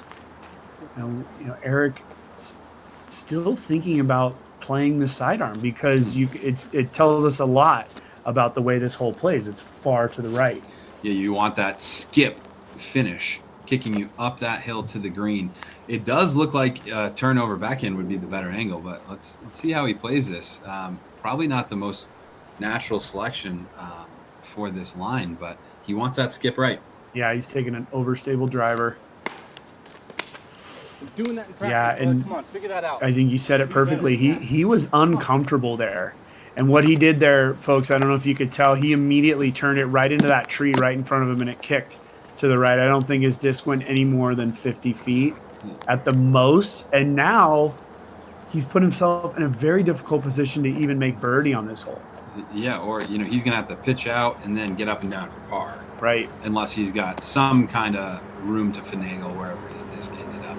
He went from a very strong position to a challenging position, as we see. A beautiful shot of Germ lining up this throw on a beautiful day here at the Beast Course, Waco Annual Charity Open. Go in the basket. Oh! The Albatross was tickled on that one as Germ almost cashed in for a 2 on this par 5. Wow. Just like we said, Eagleville. And a player like Big Germ, again, throwing a lot of sidearms in the woods, he just seems so much more comfortable there. Of course, he was 15 feet closer to those trees, and those trees weren't a big deal like they were for Erik. But right. Beautiful shot by our two-time champion. And it shows you how important the positioning in these fairways can be. Because just, 10 feet of difference, huge difference in result here. We've got Germ looking at almost a drop-in eagle and Erik scrambling to try to get a birdie look at the best case scenario. The one thing I've noticed is it looks like this green may have been cleaned up a little bit from last year. This is a tight green, as a lot of the greens in the wooded section of this course are, where there's a lot of trees, bushes, and even overall rough. So we see Erik pitch out. That looks okay. But a lot of rough is inside the circle. And it looks like this green has a little bit more breathing room. It looks like that Ryan Draper and his team, tournament director Ryan, maybe went in and cleaned this up a little bit. I know that the players love playing this course, but there's always player feedback, and I think one of it was just, hey, give a little bit more room here on the greens, and it looks like that's been done here, and it's created some exciting shots and maybe some more scoring separation too. Yeah, absolutely. These players want to have an open look when they do find their way up to the green. and you hear a lot of players say, "Wow, we should have open putts inside this circle." Not necessarily. I mean, you never want anything touching the basket. But That's your standard? That's my standard. Just touching any metal. But no, there's certain sides of the greens you don't want to be on. And the one thing I like about this this course gets played quite a bit.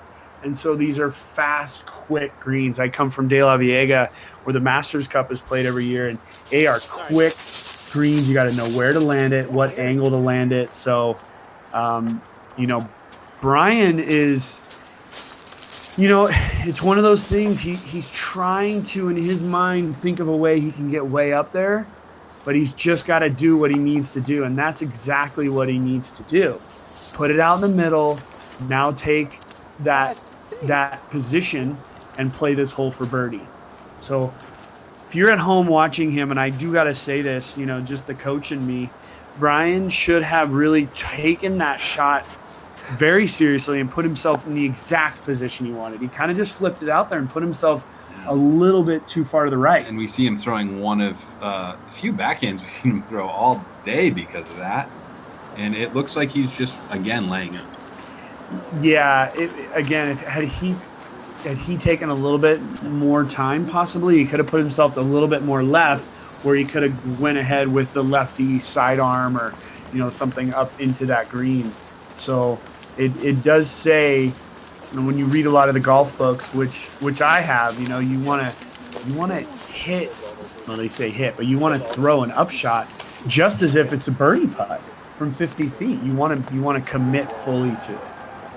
Yeah, absolutely. And as we see the group approach the green here, I want to mention that Alex Russell, part of the card with Noah Mintzma, actually took over and birdied the last two holes. He's in a tie for third at 10 down. So interesting. We've got now 4 players in the clubhouse at double digits under par. A goal for this group to strive for as we see them making the turn here. And that upshot was a little confounding to me. I'm not sure why he had played it backhand short. I guess he's just chipping. Well, I don't think that third shot was on purpose. I actually think that toe is really affecting him when he does have to throw backhand left-handed shots. And really, it would just turn into a disaster. I mean, now he's going to get a par, so move on, move up. Move upward. But here we do see Nate Percolator Perkins for eagle. Good run, but right there for an easy birdie. Easy birdie, and that's really what you want to fall back on if you can't get your 3 here. A 4 is absolutely okay and leaves you feeling good. And I would consider this a disaster for Erik as well. I mean, he was in Eagleville. And look at, this is his 4th shot out of the deep thicket. I mean, if he can do anything more than just slide it up, I would be very surprised. Let's see if he's got a lane here. And he fires it pretty aggressively. Looks a little low. Hopefully it stopped near the basket for Erik. And he can maybe record his 2nd par of the day as he continues on his roller coaster round. He's got a bogey, a eagle, a bogey, par, birdie, bogey. We'll see how he ends up here as we see Nate cleaning up his birdie. And it looks like, there Erik is going to be close enough to just tap in his par as well. There he is. And Bryan with his par, the big eagle 3 from the Big Germ.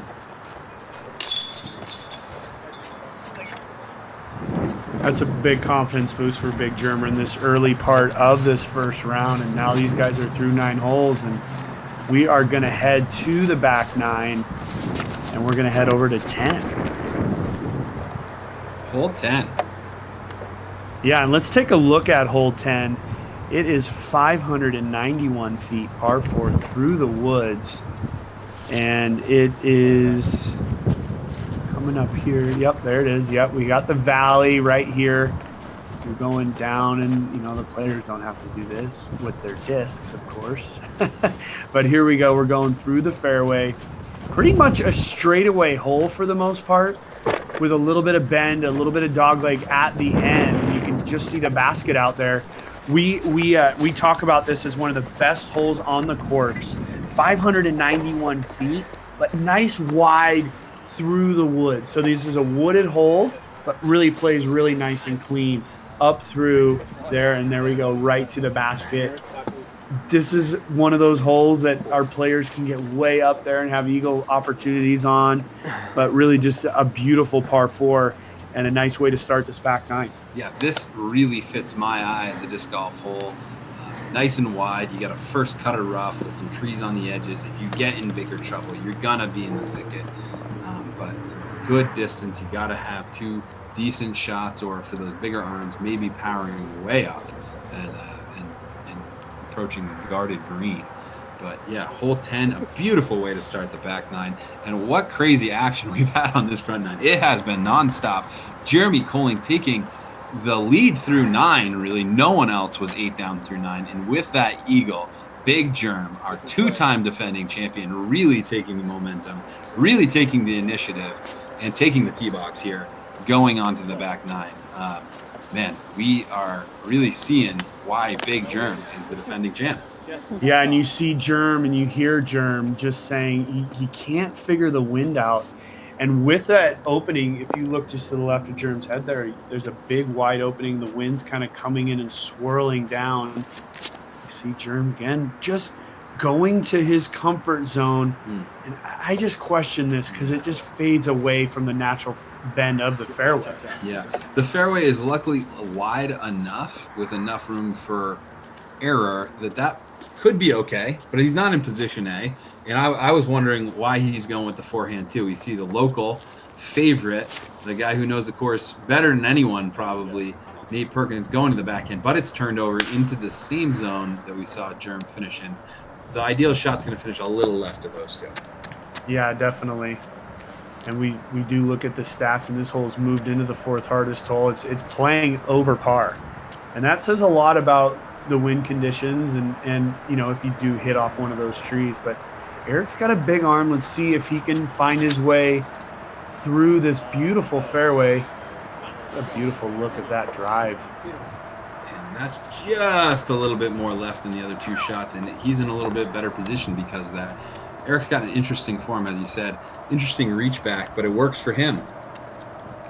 Yeah, Erik is dedicated, doing a lot of disc golf strong work over the off season, working his butt off to try to become the best player that he can. And yeah, he does have an interesting form. I think a lot of people would say that. It's not unfair to say that in any way, but he's committed to it and he works on it. And you know, that's what takes just a regular disc golfer who might play day in and day out to a guy who's super committed to becoming one of the best players in the world. Yeah, and absolutely dedicated to the sport, traveling across the country in his RV with his wife, Tina, and their cat. Follow them on Whale Pants if you would like to know more about them, as many of the disc golf fans do. And another character on this card that you might not have heard much about, Bryan Earhart. He's been a Discraft team member for a few years now. It does look like he's losing a little steam. I wonder how much that injury is affecting him. Big time. And you when you have an injury, you just adrenaline early on, and what a beautiful view. You can just see the basket back there. Look at this. This is just a gorgeous fairway. Again, to me, one of the more picturesque holes of the course. Not bad for Brian. He's gonna be be able to get up and down for par. It's so difficult when you can't use your lower body, which it looks like he's starting to be limited more and more on due to the pain in his foot. But that was a great move on the disc. And it is a beautiful hole. Look at this scene. And as the week goes, we'll see the crowd build. But yeah, why we got a second here, just looking at the board, Matt Dollar there at 12 under, Paul Ulibarri jumping up into that. We haven't even said his name, but he's just been hanging around. Didn't even do that great at the end there, but right there at 12 under par with a bogey, which is incredible. But he also eagled hole 9. So Paul Ulibarri is now at 12 under in the clubhouse. And we might get to see Paul play tomorrow, which would be awesome. We always love to see Yuli. Here we are back with Nate. Yeah, right now we have some other names charging up the leaderboard. Chris Clemens, 9 down through 10, with an eagle 2 on this. On 10. Yeah, and that's exactly what I was saying. This hole is eagleable. There's just no doubt about it. And so, boy, that's a great round by Chris Clemens. That is a great round that we're seeing. He's in the group right ahead of this group. Yeah, he's on the chase card, and we will have the opportunity to bring the viewers at home some live looks at that chase card coming down the stretch here. If we run into any backups, we'll get the cameras over to you. And we might even have a couple moments for some words from our sponsors eventually. But right now the action's hot and furious, and Germ coming in from the right side. We saw him lose a little bit right, but that's a putt, and it looks like it's about circle's edge.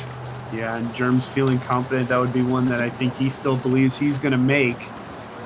And it must be said, Germ is the 2-time champion of this tournament, which is awesome, of course. But, we saw him with a little bit of shaky play last year, and it just goes to show you never give up until the very end. But Germ looking much more confident as we see him play this first round of a tournament that he's won 2 years in a row. So a lot of good feelings.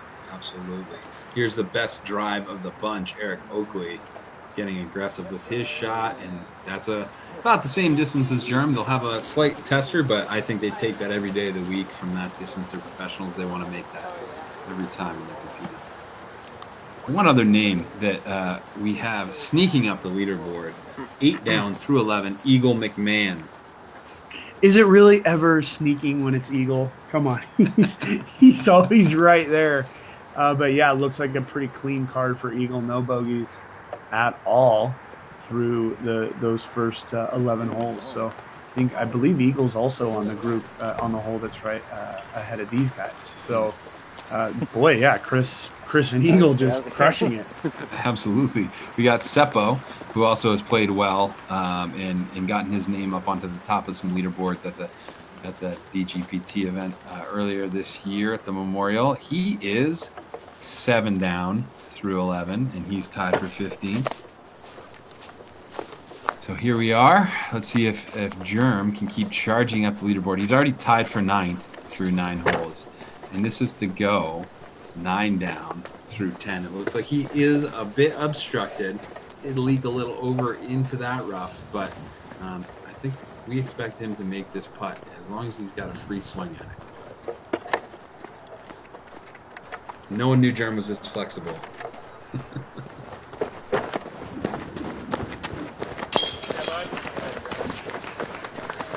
And Jeff, that just looked like such a confident stroke from Big Germ.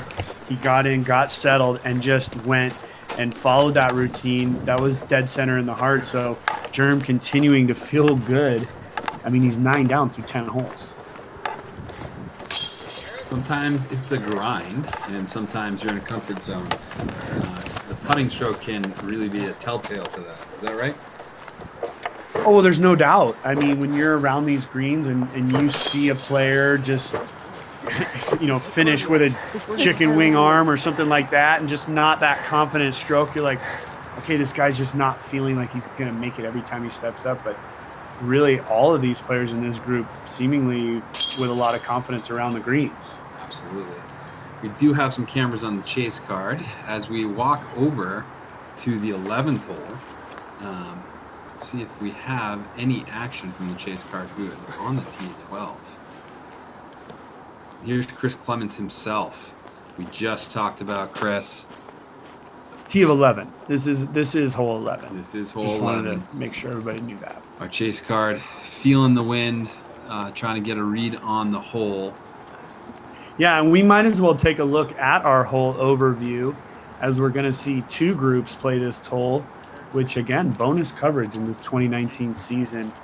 And here we are on hole 11.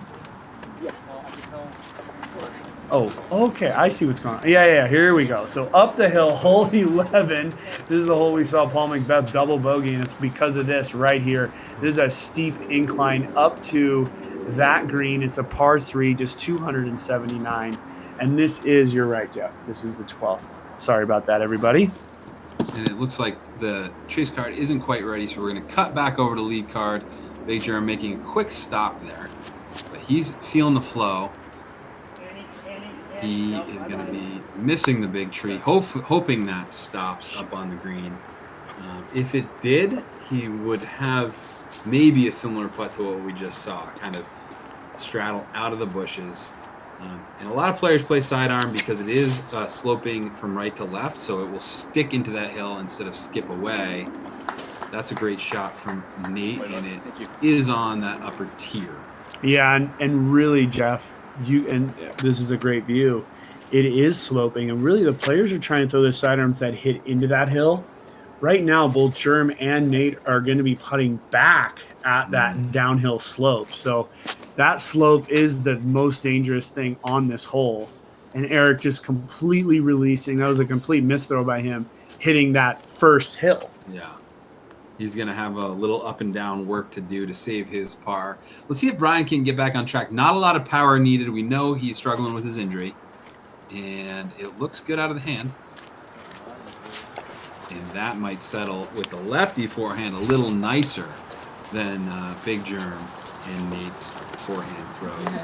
I know. There are many ways to play this hole, and we saw all four hands, one lefty. We'll see if we can cash in any birdies as Erik approaches his shot that got knocked down a little bit early. Yeah, and I keep referencing last year, but this is a hole that Paul Macbeth took a double bogey on, and it just goes to show you that these holes in the woods with, again, these quick greens, almost anything can happen. And we've seen Erik kind of up and down play so far, and it's because of things like this. He's put himself on a hole that's only 279 feet in a tough upshot. I mean, this is just one of those types of shots where he now has to make a little bit of a tough upshot where normally he should be putting for birdie, and he's put it long there. And this is exactly why we see some of these scores on some of these holes that seem easy, I guess is the word, but they're not. Yeah, you look at par and distance and you think, hey, I could get out there and chop it up and maybe get a couple birdies, but it really depends. And, I wouldn't be surprised to see some different names in the mix because of that. Speaking of Paul, he did take his 2 on this hole. He is on the chase card as well. So we'll try to, like I said, get you some action of that. But Erik got stopped by a little bit of a backstop, and he was able to nestle in about 15 feet. Should be able to clean that up. He's been putting confidently. And here's Big Germ lining up his birdie putt. This looks like we're going to be seeing a putt from outside circle. And he's got it. He was ringing it up. Fist pump. Before it hit the chain. I love it. And Nate Doss in the studio with his second fist pump of the day. Big Germ with the fist pump before it hit the chains. And crowd loves it. Germ's loving it. And he's still stony faced. He's zoned in. He's definitely zoned in. You know why he's zoned in? Because he's 10 down through 11 holes, and he should be zoned in. We could be seeing something special here. It'll be interesting to see how Germ plays the next hole, which is such a difficult hole.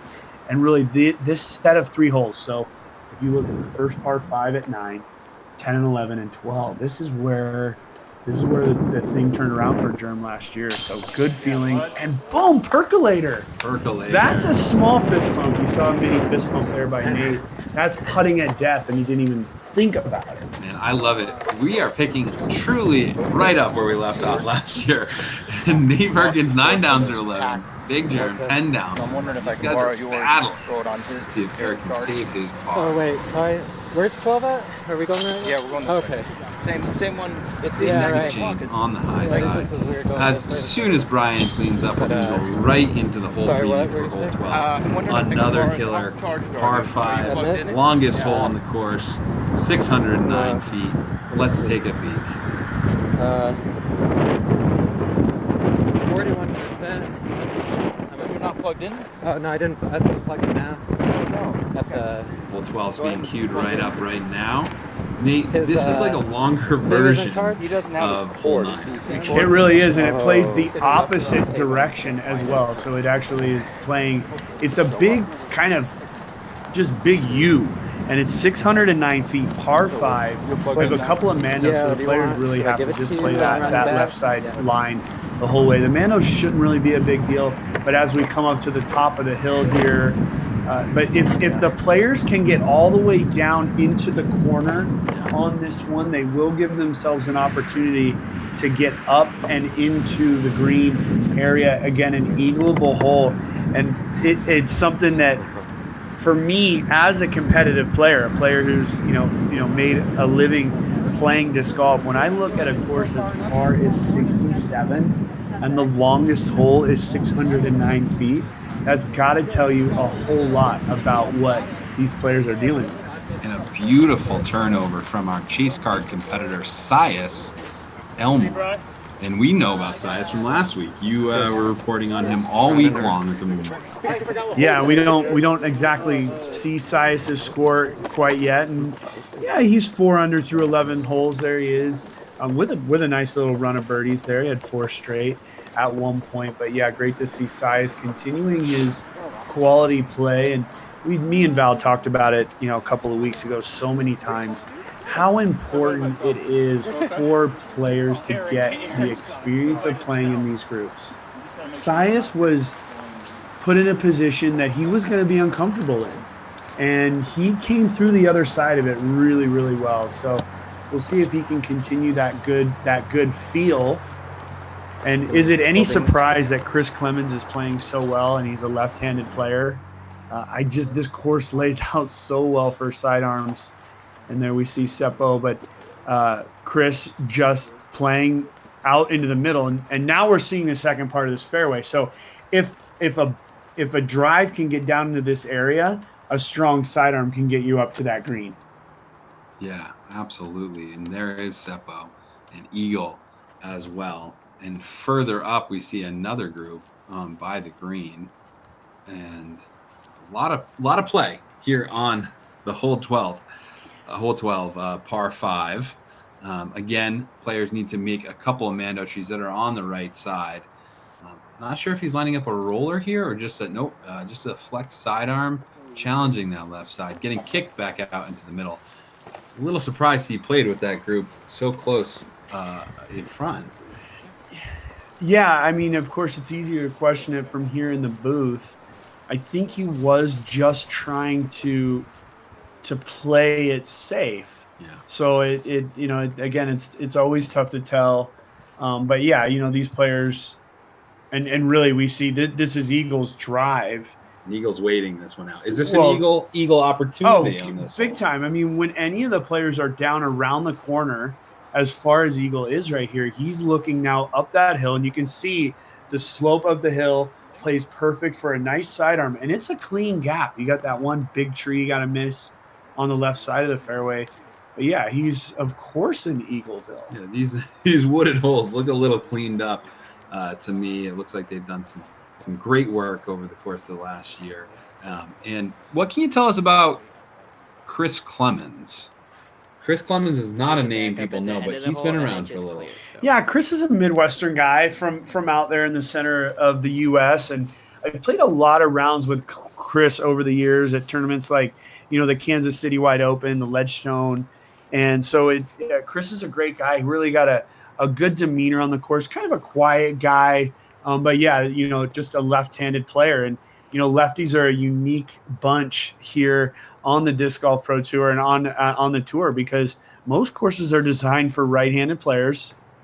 And Eagle actually, that was pretty lucky, I would say. He kind of hit and just kicked. Yeah, but it came out of his hand a little early. Yeah. It was fading a little quickly to the right. Just to finish my thought on Chris, it's one of those things where he's had to find the ability to play well. But he's a great putter, great player in the wind. And so really no surprise to see Chris up there. But you're right, he's just a name we don't see a whole lot of. No, and he's got his unique, distinct style, a Team DD player. He's got that long, curly hair, usually pulled back into a bun. He has competed in the U.S. Disc Golf Championship as well, so he's been around the block. But a little unlucky hitting the tree in the fairway, but he did land on the edge. He should have a full swing going forward. Again, we're here at the Waco Annual Charity Open presented by Dynamic Discs at the Beast Course, Brazos Park East. We're watching chase car footage, and we've been pleased to bring you some footage from hole 17, hole 18, and now we're on the back nine with our lead cards. And again, I'm Jeff Spring. I'm here with my co-commentator Nate Dawson. I want to welcome any viewers just joining the broadcast here as we watch Chris Clemens, who we heard a little bit about from Nate, approach the green. Yeah, now this is Chris's fourth shot. And it looked beautiful. I would imagine our leaders or our final group is, and he's got a little smirk on his face. I would imagine that, wow, this is a cool view up above. We do have a cameraman flying. 8 foot tall cameraman. Yeah. New to the camera team. Somebody scaled a tree. But I would imagine our lead card is actually maybe even getting ready to tee. I don't know. It would all depend on how big this group is following this card. And this is kind of an eagle gallery here, I would imagine. Yeah, here they are. They're just still waiting, and going back to what I was saying before. I'm just listening actually on these guys. Big Germ signature bag. Of course, he's got a caddy to push his cart. You know it.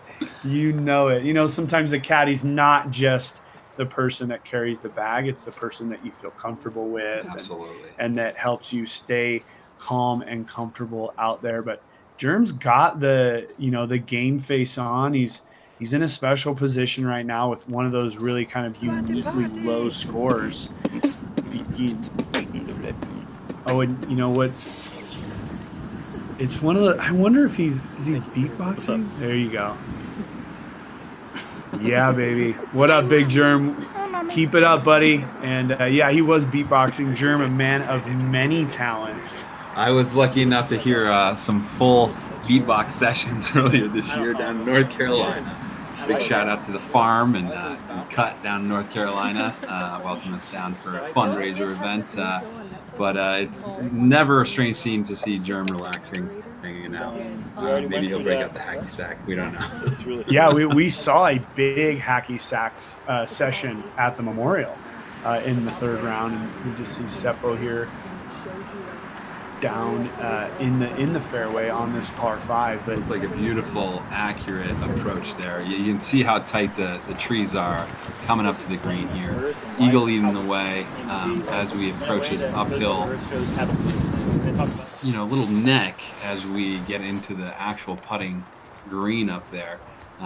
This is eagleable. So, and how many more eagle chances do we have? I know that 16's been eagled before, 18's been eagled in this hole. So there's 3 eagle chances. And when you look at Germ's score of 10 under through 11, is there a chance that he can throw 18 down this round? You're saying there's a chance. Well, it would all depend on this drive right here. Again, playing perfectly for a sidearm. He loves it. And he puts it right in the middle, a little bit further back of the ideal landing zone. But again, at 609 feet, if we just break it in half, 304 and a half, 304 feet and a half, then these players would only have 304 feet and a half left. So that one was pulled a little wider by Perkins. We did not see it finish. It may be right on the edge. A lot of these players are playing the forehand. I wonder what we're going to see from Bryan with the ability to throw back in, kind of limited with this injury that we've seen him valiantly dealing with. Yeah, and we just saw Erik's disc just hit a tree on that left side of the fairway. But yeah, this is, I was just thinking about that big par putt that Bryan hit and he ran it in. It just hasn't seemed the same since then. No. And so that adrenaline was definitely running high. And again, you can just tell the injury forcing him to now still throw left. He's going to go with the sidearm. The nice thing about Bryan's always got a great smile on his face, and so good for him to keep the positive vibes going. He's thrown some great shots. That's actually an incredible turn. Oh, unfortunate. It's so hard when you're trying to make a turn on an ante like that to get it to pan out, because you're throwing an understable disc. It doesn't want to fight back. We see a cut roll into the shul there. And you're right, since that big par putt, it's been a par fest for Brian. 5 straight pars after that, and maybe the adrenaline did get the best of him. We're gonna have to try to check in and get some reporting when the round's done to see how bad the toe did get. But he's playing great, and he does have some of the best style out there with a very stylish shirt on. Absolutely. And he's got that beard. He's got that beard that just that nice look to him. But yeah, here we see some of the players that have gotten some of the players that have gotten caught up a little bit short, and now we're right behind Nate. And he's caught back. Yeah, you can see how far back he is, and he's now gonna just be playing this hole for birdie. I mean, I know we say it, but these are par 5s, and he's got to just leave himself in a good position for a birdie.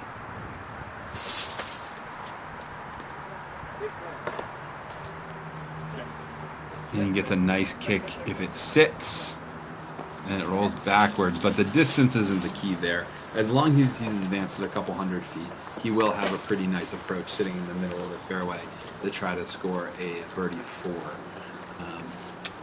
Germ, with the best drive of the bunch, is coming up soon, and we're not quite sure how the chase card finished out. We will be checking in with them intermediately here at the Waco Annual Charity Open, presented by Dynamic Disc. Big shout out to that Dynamic Disc and the TD of this event, Ryan Draper, and his team of volunteers and staff.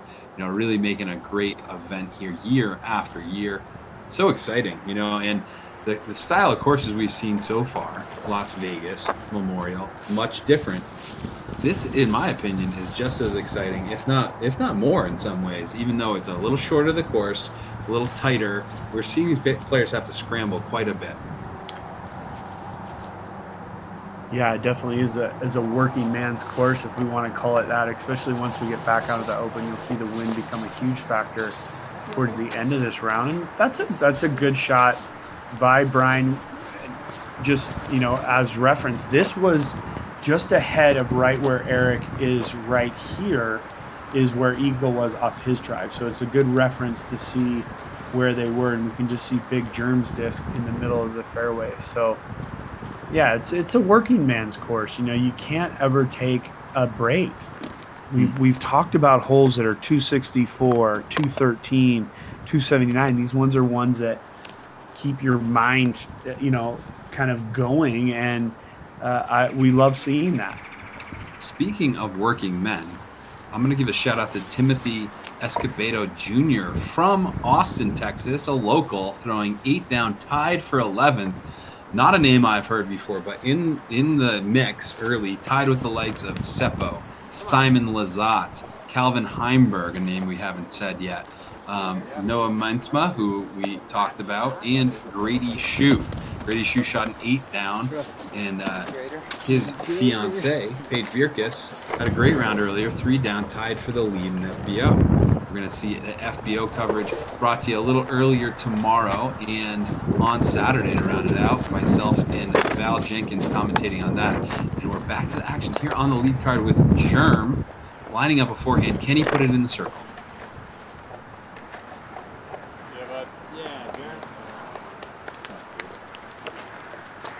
I don't think we saw that finish, Nate.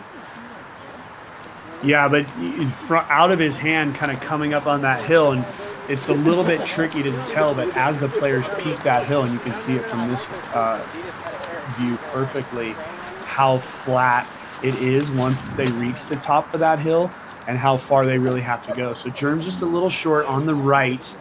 We'll see if he does have a look once we get up to that area of the green. But yeah, he's played the hole well to this point, and he should have an opportunity for an eagle. And that would get him back to quote-unquote perfect golf, or at least as many under as the holes he has played, as we watch Nate Perkins trying to chase him down, put himself in position for a birdie. He had a little bit of a struggle early on the hole, so he's not in eagle position. Looks like they're both in that rough on the right as we see this group start to approach the open. Yeah, while you were talking a little bit before, we saw Erik Oakley make his up shot, and he got a couple pounds from his group. So I think he's going to be looking in good position as well.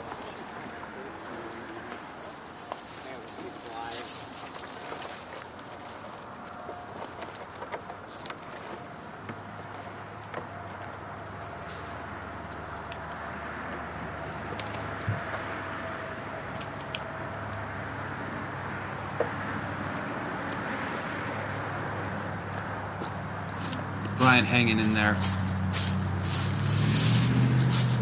Looks like he's got a little patent pending stance where he turns back to the basket. There's not quite a name for that, so it's referred to as patent pending. He may be throwing the forehand as well.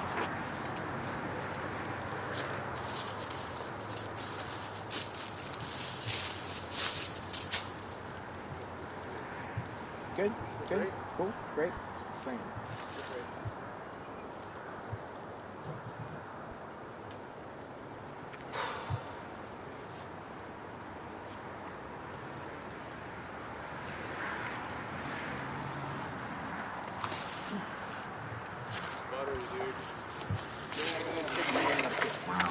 Yeah, beautiful shot there by Brian. Able to actually throw his natural throw, a backhand turnover, and he's thankful for the caddy on the bag just to give himself a little bit of break. And, I've said it already a couple of times, but big ups to that guy for coming out with a broken toe and still playing, right? Absolutely.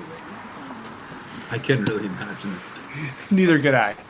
But here we go. This is where we saw Erik, and really, it's one of those things where getting up onto the top after 2 shots is awesome.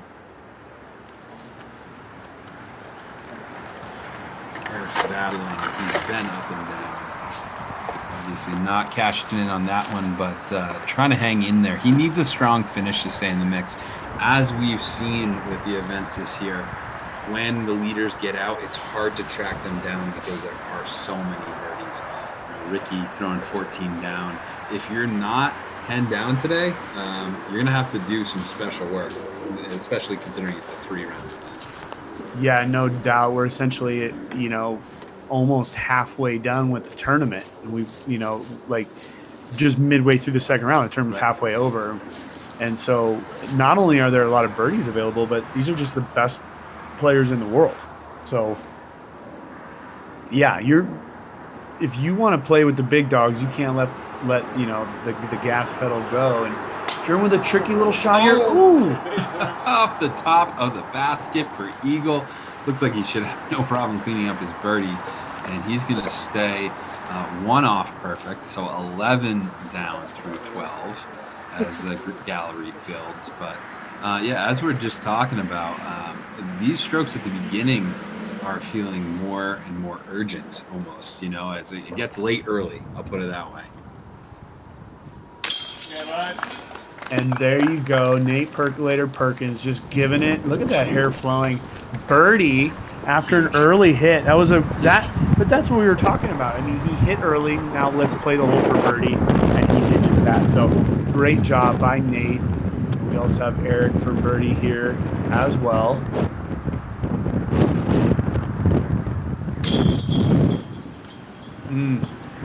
Just to the right.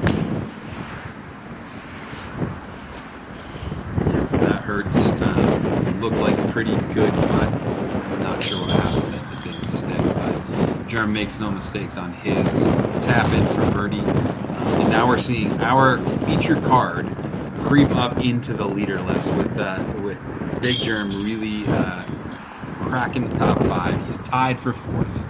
We've got Nate Perkins tied for 6th, and it's going to be a fun back 9 watching this group traverse. We're going to go to commercial break and come back with a preview of our next hole.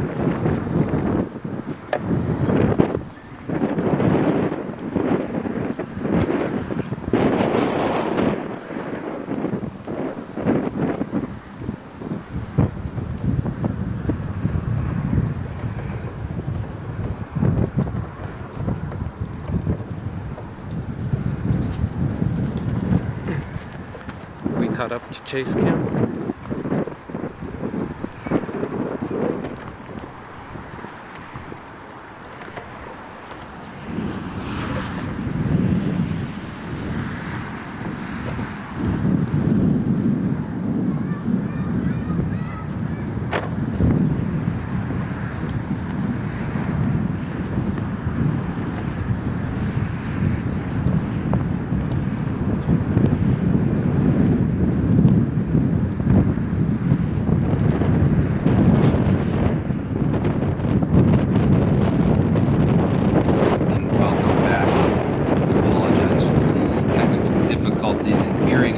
commercials. We'll get those queued up and out to you. I'm sure the fans at home are fiending for the commercials, Nate. What do you think? You know, I always love when the commercials come, you know, like when there's 15 seconds left in a basketball game and they go to a commercial break. But yeah, the last minute takes a half hour, right? I love what we're doing here. It's nonstop disc golf, and there's Eagle out here, and these guys are on 13, right? Yeah. They are, yeah. And once we get the chase cart down a little bit, we'll throw it back to the whole preview for you folks at home so you can get a good sense of it. But just to give you a quick sneak peek, these guys are playing a par 4. It's 555 feet.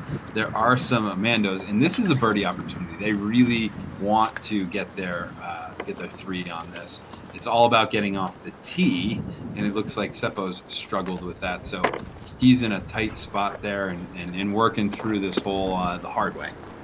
Well, yeah, not only that, Eagle was way left. So, and again, we will see the whole preview before our lead card goes here in just a minute. We'll pitch to that in a few minutes here. We see Sias just lining up. But now, Jeff, we're going to start to come out of the woods. And what's going to happen is now these players are turned around. They're playing exactly parallel with holes 2 and 3 right now. And now it's a dead headwind. Again, these holes are typically tailwind holes, and now we have a dead headwind. So it's going to be interesting, you know, maybe a headwind crosswind kind of thing. You can see that cross and head just taking Sias's disc. Yeah. So it's going to be interesting to see, because really 13, 14, 15, and 16 are all going to play in this direction. And there's Chris down there. He is pretty far left. We may have seen him get a kick if we were here to see his first shot, but here he goes, letting it rip. And there is a little danger if you go really long. That path behind the basket is OB. Looks like he should be within striking distance. I know we didn't quite see it finish. But yeah, this is a chase card working through hole 13, and let's throw it to the hole preview so you guys can get the full enchilada look at this hole.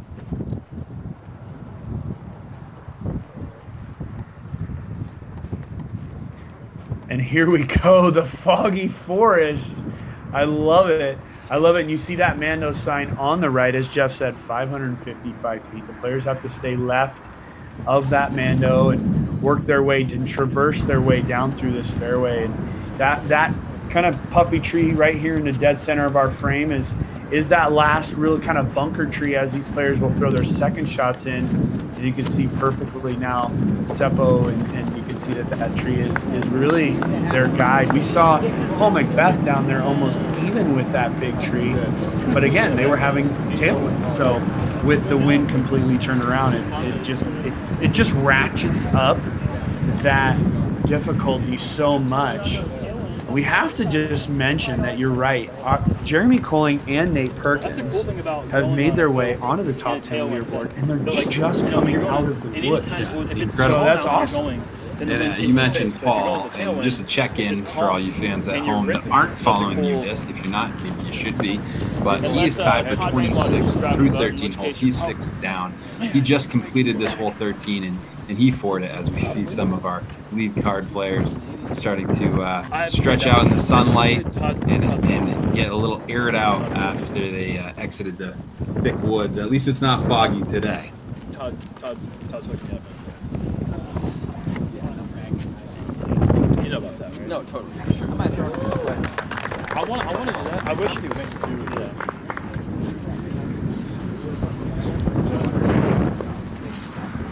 And boom, big putt by Sias. That was huge. That was a big putt. I know we didn't catch the first part of it, but Sias is hanging in there. He's kind of right on track with the guy we just checked in with, Paul Macbeth.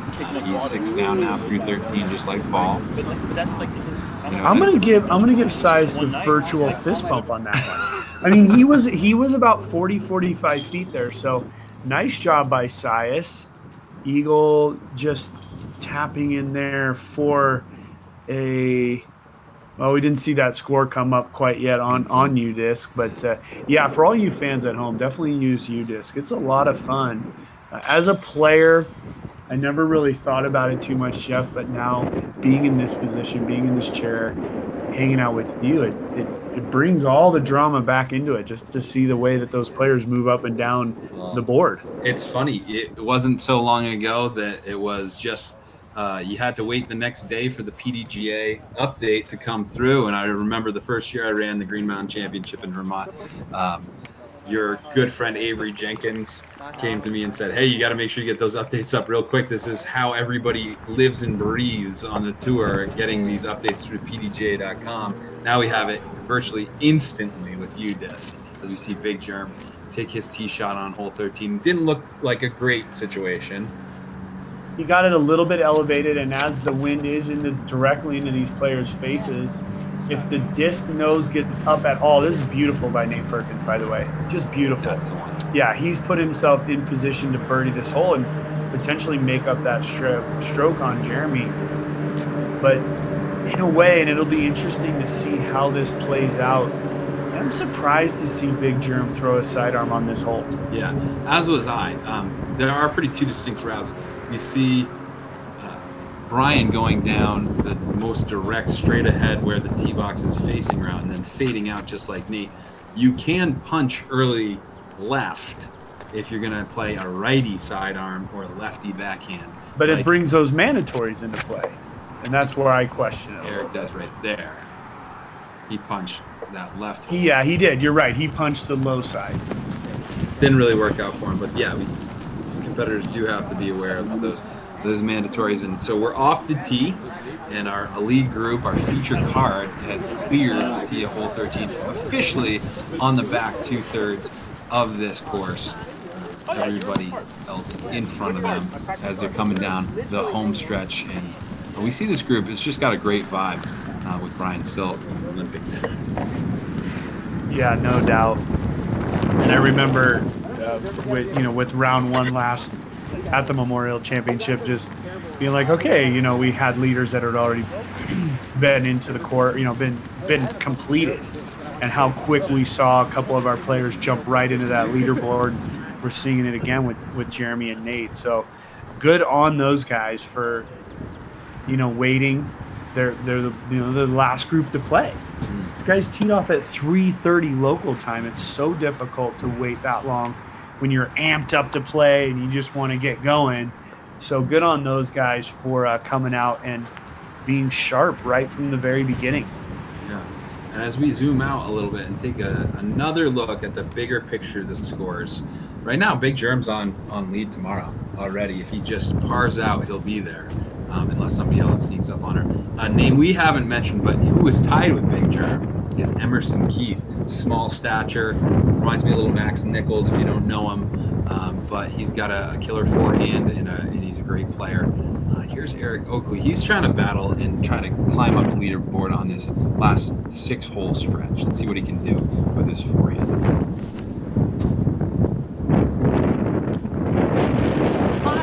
Throwing in that crosswind. Yeah, so tough.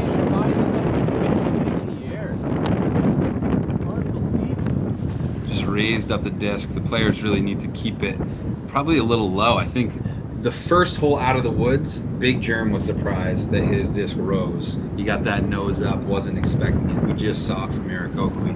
So we're seeing the wind play a little bit of a factor here.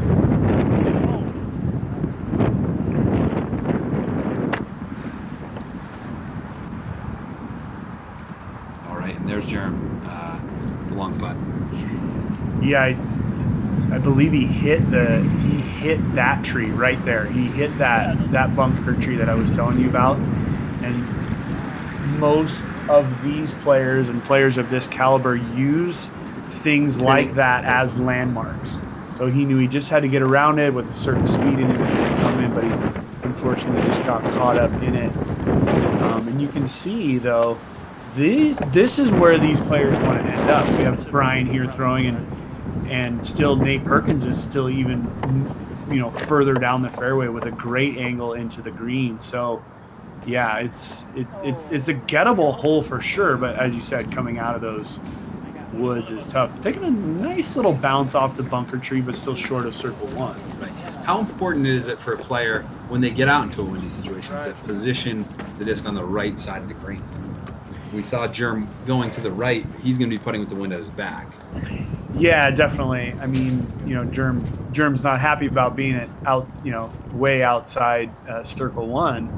But yeah, I mean, you have to be cognizant of wind direction and where you're going to leave yourself if you want to make a putt, if you want to get a birdie. I mean, this is just Nate Perkins in the perfect zone. This is a chip sidearm, just play the speed. And he's done that pretty well, but he's going to have a long putt. Of course, it's a tailwind putt. Yeah, he's put himself behind the basket, just inside circle one. The way he's been putting in the woods, let's see if it translates out here. A lot of confidence. You're right, he does have that tailwind. As we look to see this kind of cross, kind of headwind for our players as they approach this first open hole in a while. It seems like there's a little bit of adjustment for them as they've hit this open area.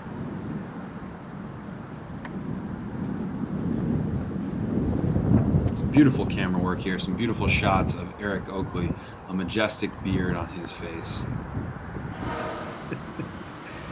Just majestic. I love it. Springy, I love it. I mean, this is Erik's third shot.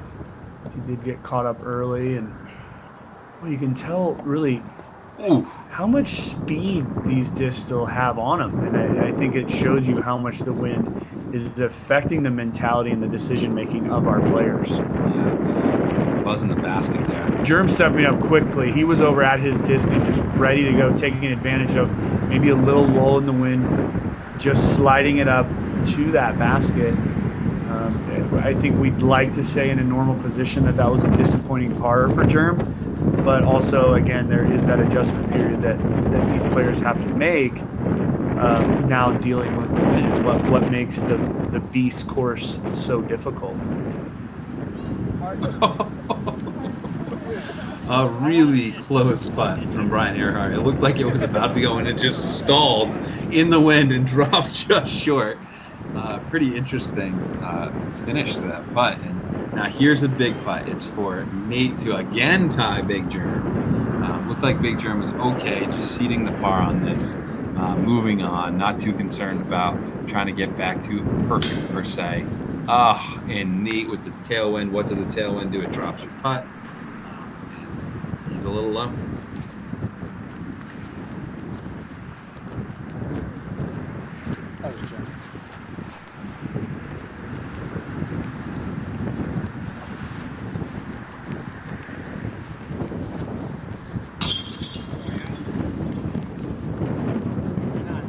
Yeah, Erik just making that adjustment, but I mean, he said it perfectly with that tailwind. It just drops it. Nate, you can just see him just knowing he did have that opportunity, and every opportunity is so important to take advantage of, even in the first round. But as you said, a 3-round tournament. So wind whipping, the guys are out in the open.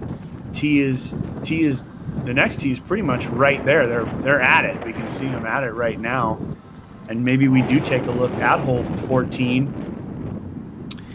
Hole 14 is the Triple Mando hole. And we have the Zuka Triple Mando Castle, I guess, if it will. And there it is. Big thanks to Zuka. Yeah, definitely. Really an easy hole, though, again, for the sidearm player. It's one of our only par 3s that's over 300 feet at just 303 feet. This is a very gettable hole in normal conditions. Of course, our players are now dealing with a headwind. You see the basket there on a little bit of a hill that slopes from right to left. Disc on the sidearm line coming into that is really the way that the players are going to play this. And there is a backup here. Lead's about to throw. So we're going to let the lead card wait to tee off. We're going to get our cameras in place, and there's Germ. It's like he may have already teed off. Yeah, so we don't have a backup on this hole. There's a backup on the next hole, which we'll get to. But yeah, you can see Germ throwing the sidearm. You can see Nate throwing the sidearm as well. Into that headwind, it looks like it's turning the discs a little bit more. Didn't quite make the adjustment. I'll tell you this morning when we were commentating on the FPO coverage, we saw some discs very affected as we see Brian Earhart really not trusting that foot, it looks like to me. He's just wondering if he can throw without too much pain. It looks painful. Yeah, it definitely does. I mean, just goes to show you how much of a sidearm hole this is. And Brian is on that beautiful line. Yes. And that's a great shot by Brian. Way to go there. Fighting through the pain. He is tied with Erik on this card at 3 under par. After the entire card took 4s. As we got into that hole, we said this is a birdie hole. This is one that they want to get. Yet on hole 13, everybody took a par. First hole that we didn't have a birdie on our card. No, and this also looks great by Erik. That's a perfect view. Go in. Oh, nice job. And really, it shows you how easy this hole really can be for a sidearm. And I think you even mentioned how a guy like Emerson Keith has a really nice sidearm. We just keep saying that this course plays really well for a sidearm competitor. So that'll be a consistent theme as we go through all 3 of the rounds. Yeah, and right now what I'm really interested in is to see if both Nate and Big Germ can get onto that lead card tomorrow. These guys have been the stars of the show the last couple of years and already the stars of this round. They are 11 under and 10 under respectively, and both finding a little bit of a stall here, coming out of the woods, needing to adjust. Neither of them in great position here, seemingly. They need to make some adjustments if they want to come home strong and get on that lead card. How important is it in your mind as a competitor through the years to be in the lead on a lead card going into these final rounds of a big event? Yeah, I mean, I think it sounds obvious to a lot of the fans out there. Of course, you want to be in the lead or near the lead. But as a player, it really, to me, just signifies, and that was Nate Perkins' disc coming in as both Germ and Nate were short. Our other 2 competitors inside the circle for birdies. But it gives the player the opportunity to feel that confident feeling, I guess, to not use that word too many times, but just a confidence that they've been able to complete that. This is Brian. And the really good players just build off of that constantly. They're always using the confidence to continue to move forward and move up in the standings. So especially in a 3-round tournament, it's good to get off early and quick, which those 2 players have done, and Brian putting it right in the heart. So, really, if you're not within, I'm going to say 4 strokes. I'm just trying to look at the board here and see what I do think it would have to be. If you're not within 4 or 5 strokes after this first round, it's going to take something really special to jump back up there to give yourself an opportunity going into the final round. Sure. And as you mentioned, it may depend on the various players' mindsets. Someone like Nico Lacastro, we've seen through the years, gets on the lead card, usually struggles. But when he's chasing from behind, he has these big rounds. So, depending on that mindset, we've seen Paul Macbeth grab leads and not let go of them. Interesting to see what happens here. It seems like if Germ has lead card positioning, he's going to be in the mix. But we've also seen him get derailed and maybe, fall back on certain tournaments too. So I do think going into this last round, it may be important for Germ to solidify and finish strong. You've seen him with 2 pars in a row. These last 4 holes are going to be big. Yeah, and we should just jump over to 15 and just give a look from behind the tee. Yeah, there we go. So here's the backup we've got. We've got 8 players here. And that's a perfect view of what our players are going to be dealing with. This was actually the playoff hole from last year where Nate Perkins did throw out of bounds off of the tee. And Germ almost threw out of bounds as well. So this is a super tough hole. Really, it is. There's a lot of stuff in the way. There's OB fence on the right. There's OB road on the left. But it's into a dead headwind right now. So the players with a backup, and there's a reason why there's a backup on this hole, because it is so challenging. So it's going to be awesome to see both these groups. We're going to see 8 players basically play this hole here over the next about 10, 12 minutes. And this is definitely a game-changing hole as we come into just the last 4 holes of the round. Yeah. We want to give a big shout out to our sponsors here, OTB Discs, PDGA, Savage Disc Golf, Zuka, and of course our presenting sponsor, Dynamic Discs, here at the Waco Annual Charity Open. We're at the Beast course. We do have a bit of a backup here on the tee of 15. Shout out to Keen. We got Sias Elmore starting to line his shot up. And I think we're going to get ready to go live with a little bit more disc golf. As Sias Elmore, kind of unknown star of the show at the Memorial, popping up here. And if we look at, the standings, early on, we've got also Bryan Earhart, with an 8th place finish at the Memorial too. So, the season standings evolve over time, but Sias and Bryan are up there early in the top 20, kind of unknown or like less known names, and kind of good to see new players mixing in. Yeah, it's always great. I dubbed 2019. You can see, look at that Headwind just turn that thing over, bringing that fence into play, and he has gone over that fence, what it looked like from our angle. So it's an adjustment that these players have to make right now. This is so tight. It is really so tight until you get about halfway up the fairway and it widens up a little bit, but it's just so tight. You got to just trust your disc, and there it goes. And again, it's just such a difficult adjustment to have to make. Yeah, it's great to get some film and our eyes on Eagle, one of the top players in the entire sport, and he's developed this giant power forearm.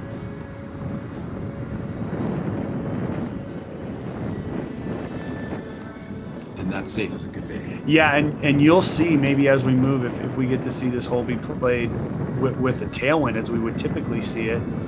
We'll see Chris here. Let's let him throw before we comment too much. Oh, come on, baby. Yeah, that's just a beautiful shot by Chris. But you'll see if we were playing this in a normal tailwind, those players are well up into that gated area. That gate up there is not out of bounds at all. So it's one of those areas. It's just a part of the park. But yeah, we see those players way up there, and those guys haven't even reached it yet. So it takes what is a pretty easy par 4 and turns it into something that is relatively difficult. Yeah, and it's interesting that this is a choice for the playoff hole too, because we've seen it come into play the last 2 years. Germ winning a playoff on this hole the last 2 years. It's a place where he's probably comfortable. Hopefully, getting back on the birdie train for him, but super dangerous. We saw these two players go over. Might be some awkward stances here, depending on where they crossed. As you see, I think that's Seppo traversing the little dip there, and you can see it's a drainage area. There has been a lot of water on the course. It seems like it's a beautiful day. It's dried a lot of course out, so there's less standing water than there was even this morning with the women who were on the course in a little wetter conditions. The players will determine where this last crossed, and of course get their meter. For all of you guys watching at home, welcome to the broadcast. If you're joining us late, we hope you're enjoying coverage of the Disc Golf Pro Tour. We're live here at the Waco Annual Charity Open, presented by Dynamic Discs at the Beast, Rizos Park East. And there's been a lot of disc golf action throughout this entire broadcast. We've got the chase card here. Let's hear what they're saying. It didn't pay, in my opinion. That's why I'm confused right here. But I would say it's probably. I guess shoot, it could have even went through there. Can I pick it up though? Yeah. Say like here. That's good. That's fair. And then while we're over here, for mine, here-ish. Yeah. Since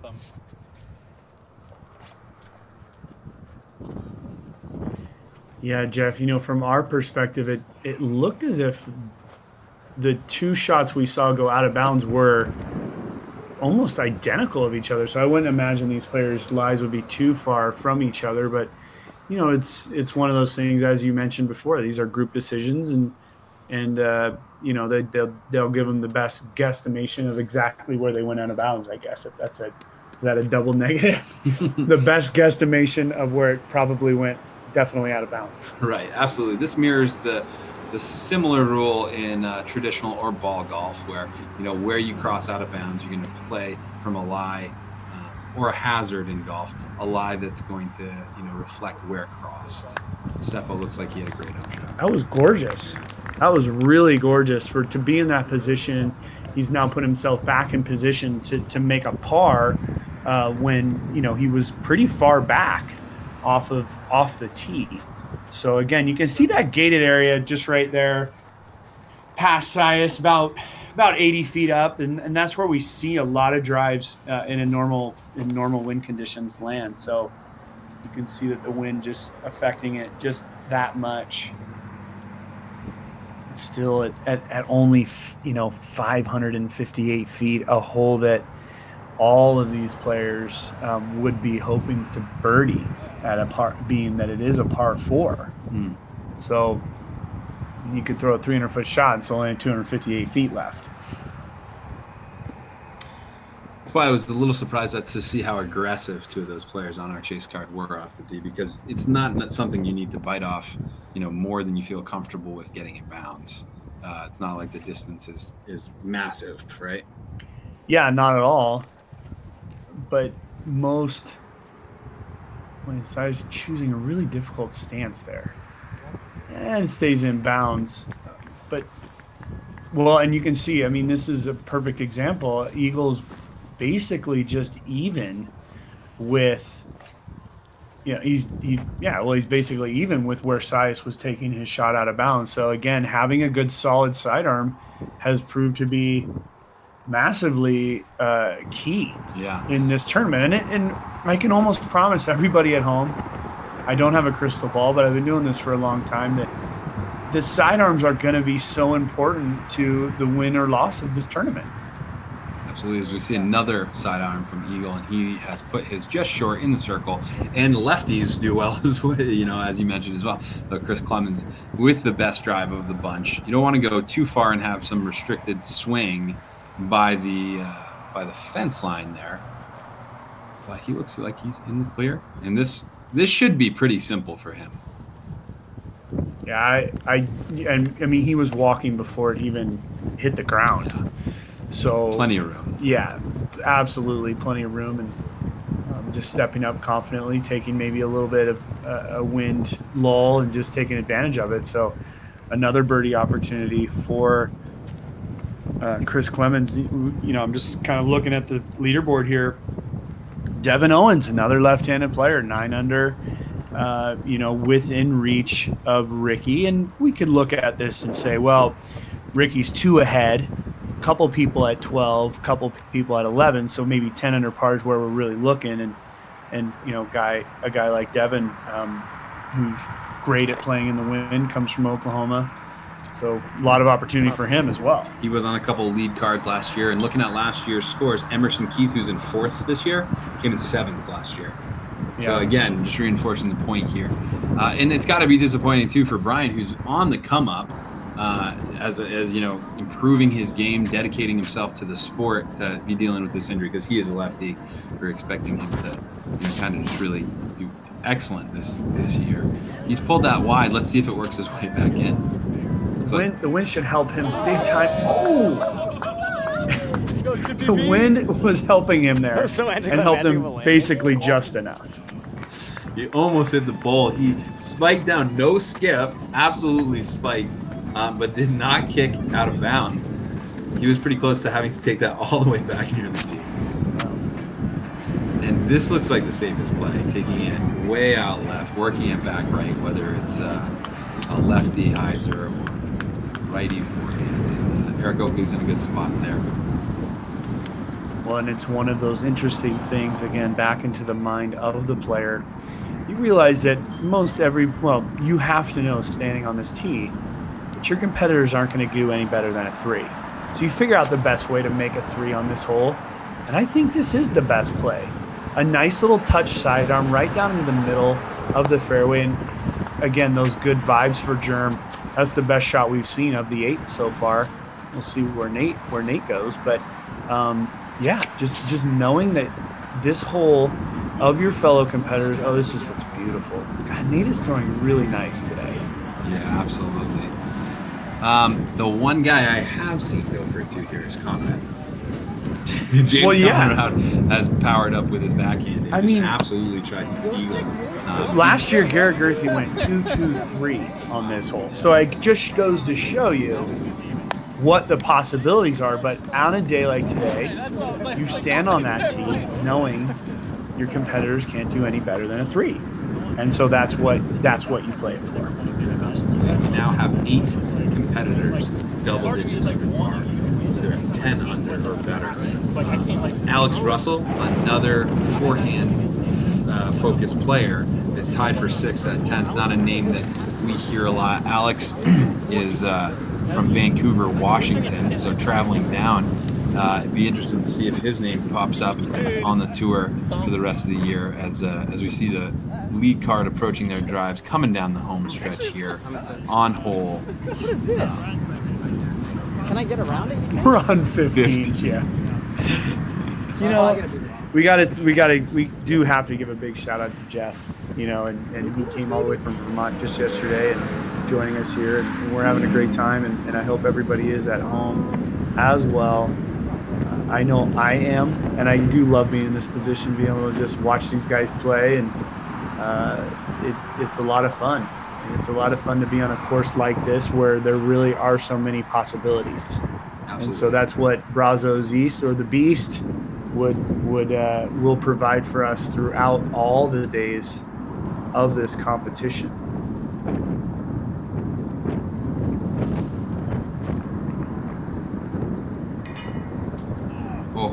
And it looks like he caught some metal there. Looked like he was in line for a skip as Brian tried to approach the green, get ready for a potential birdie, but it's going to be a long putt from there. And you know, this event really I see as one of the last events to kick off the season. After this, we're really into the season. We're going to Jonesboro, we're going to GBO, which feel like they're really getting the meat of the year. So this is one of the last events I feel like where you can really cement your projection into the season as a player and really kind of set the tone. It's a long season now.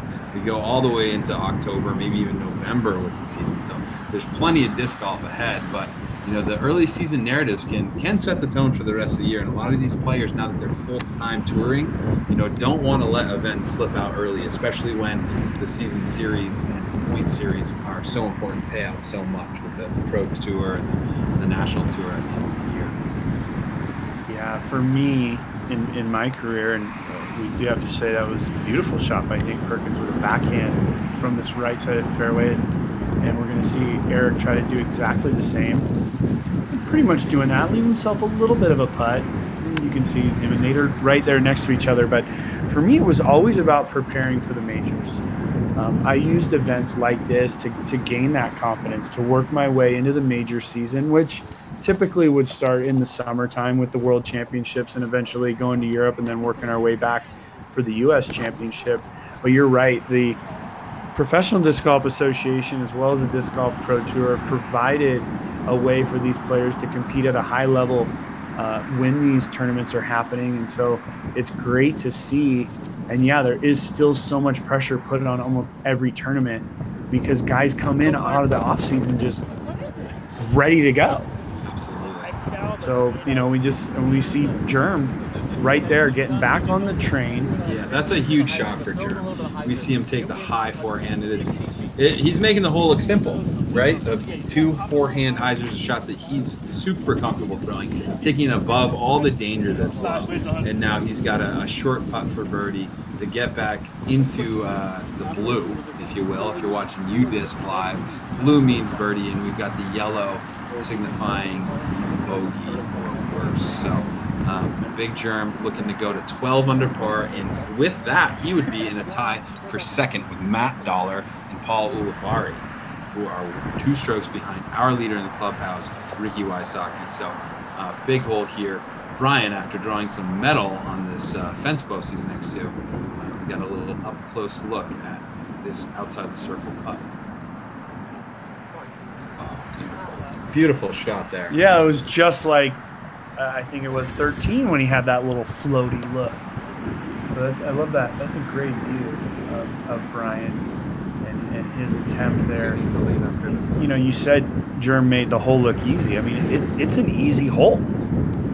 for the most part, but of course elevated by the wind and making that so much more difficult. And you see even a short putt like this, set it all the way back on the second hole. This just takes up so much more mental space and a little gust. We saw the flag just whip up right at that point, and just a high miss there for Erik Oakley. That's a bummer coming off a birdie for Erik, trying to put in a score towards the 10 range, but he's going to stay at 4 down. All right, here's the putt we've been talking about. Jerm really wants this one, and he's got it. Yeah, he whipped it. He just whipped it in there. That was solid. Yeah, solid. In terms of wind putting, you got to be confident. You got to be aggressive, right? Yeah, and Nate Perkins quickly stepping up and doing the exact same thing.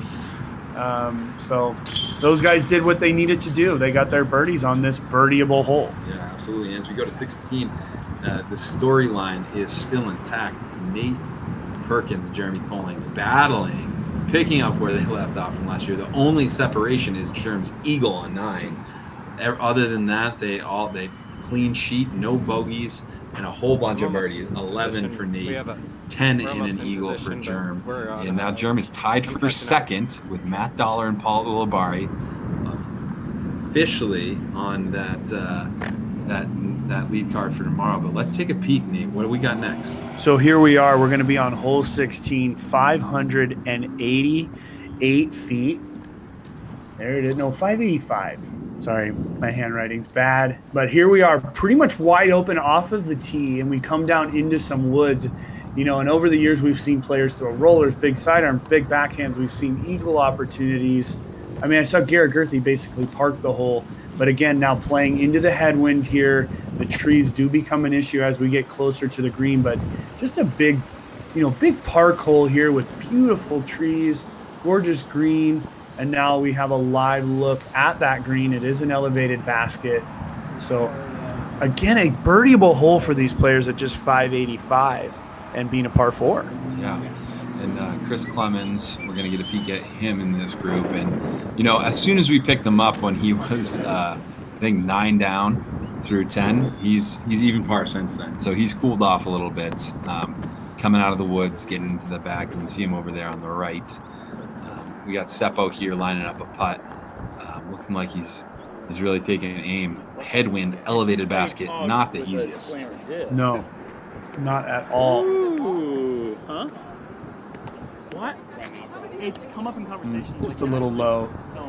It's funny you said something about Chris there, and and him, sort of cooling off when we came on. The commentator curse. Sometimes I didn't know why I was playing bad, and maybe it was the commentator curse. I don't know. Just being featured on the coverage. See if he can break it right here. Oh, no. Great putt, but he's got a rim out just low. It wanted to trickle over that rim. I mean, he's still playing well. He's one stroke short of double digits. Absolutely. Same thing with Eagle. He's kind of gone cold here, but it looks like this putt could be for birdie for Eagle, and this would get him back on track. There it is. He cashes it in. Yeah, and I'm not saying this to all the people at home. These holes for these players are holes they should get. Yeah. They're definitely holes that they should get. And I'm just looking down at Eagle McMahon's scorecard, and it's like he had a long stretch of pars, but he's still at 9 under, and that just shows you right where Eagle's level of confidence is that a great round is always at the edge of his fingertips. And so great to see that. But yeah, these guys just tapping in. We'll head back to the tee and see now our feature card. And as we head back, let me give a big shout out to Kids Disc Golf. They do a Meet the Pros before every Disc Golf Pro Tour event, and a big shout out to all the pros that help out with that. Kids from the local area get to come in and meet them, do a little bit of clinicking. I've been proud to work with Kids Disc Golf at Smuggler's Notch Resort. We run the United States Junior Disc Golf Championship, a growing event that registration is now open for. So check that out on Disc Golf Scene. As we take it back to the tee, Big Germ back on the lead, and let's see how he does. Roller here? With this win, Roller is out of play for sure. He's going to take an overstable disc, maybe one of his most overstable, and just rip it as hard and as far as he can, taking a little clip off that big entry tree. They'll still have an opportunity to look for a birdie there, but just think with that wind, really just the big backhand air shot is the way to play this one. In the wind, rollers can get pushed around a little more. Is that right? Definitely. You see Nate turning his over a little bit. Both of those are in position with a good upshot to get inside this one. Boy, 3 holes in a row now we've seen Brian attempt to make this left-handed backhand throw. So maybe the pain is just, he's in shock. There you go. That's a good rip for him. That's a good rip, a little high, but he's in a position where he looks like he could probably reach from there, no problem. Yeah, and there is a path that comes in on the right side. I didn't really mention it during the overview because that wall, that fence over there. So something for those players to think about, definitely. Now we'll see Erik with the big high left arm. This is a full power shot for these pros. Looks like he didn't get the action turning it over that he wanted to. Check up, and he's safe. That's not a bad spot. That's actually pretty clear over there on the left, looking in. So all of our competitors, nobody with ideal drives here, but they all still have the chance on a hole that's very gettable to attack, get it in the circle, and they're going to want to do that as they come down the stretch, running out of holes. Speaking of running out of holes, we're watching Paul Macbeth try to make a charge back up into the leader contention. Nate, you were saying 4 strokes off. You want to be that close. Ricky Wysocki's at 14 under. Paul Macbeth is now 8 under through 16. So with 2 birdies, he could get within that striking distance. He could get to double digits down. We'll be watching that. And we do have some competitors on 17 now on the chase card that are playing as well. With Eagle, huge forehand out over the out of bounds. Let's see if it can come back into a good position. This is such a huge tee shot. Looks like he likes it. Yeah, oh yeah, he likes it. And this is just a big position play for these players. This is just a giant dog leg to the right type of a hole, and we're back here on 16. So you can see, what I was saying, that path just kind of comes in, but it's not really a big deal. With better wind conditions, it actually could come into play off the tee. Sure. But you can see Nate's pretty much wide open with just a few limbs to deal with. Keep it low. Keep it low, yes. And it looks like a good move. Beautiful move. Yeah, beautiful move. He's putting with the wind seemingly at his back. Wind seems to have died a little bit. Peaked maybe a little earlier in the afternoon. Well, it's always tough to tell. I think, I've playing a lot in the Midwest. It's always gusty. And it's about when you find a gust, when you don't. So, Nate maybe just taking advantage of it at that point. But I think at any point the wind could turn and be a little bit stronger. But yeah, it seems pretty okay right now. Great look here at Brian. He's staring down the basket, taking it wide with that forehand. He's got a look. We'll play off the tree. Decent reaction. Didn't get him stymied behind anything. And we see just Paul Ulibarri following this group. We just saw our camera pass by him, and Paul's tied for second with a 12 under round, so feeling good out there hanging out with his other competitors. And I can almost, it'll be interesting to see what Nate does. If Nate can jump in there, we might not see Paul tomorrow, but we'll definitely see him at some point through the chase card. Look at RV Alley back there behind Erik Oakley. It says a lot about the culture right now on the disc golf tour and everybody traveling in vans and RVs and stuff. So a lot of fun. These guys are just making their way through the country. Yeah, and we saw Erik get knocked down there, and here's Jeremy. This is a big approach. It seems very simple, but you just can't lose your focus on something like this, especially with an elevated basket. It looks like he's left himself a bit of a putt. Should be able to handle that with no problem. He's been playing well, and it seems like he has confidence in his putter. So, yeah, I always find it interesting when we're commentating, and there's things I assume these players will do, and sometimes they don't do them, and then there's sometimes they completely surprise me. But it's we would definitely expect Germ to make that putt. But again, it's an elevated basket, and that just adds a little bit of an extra challenge.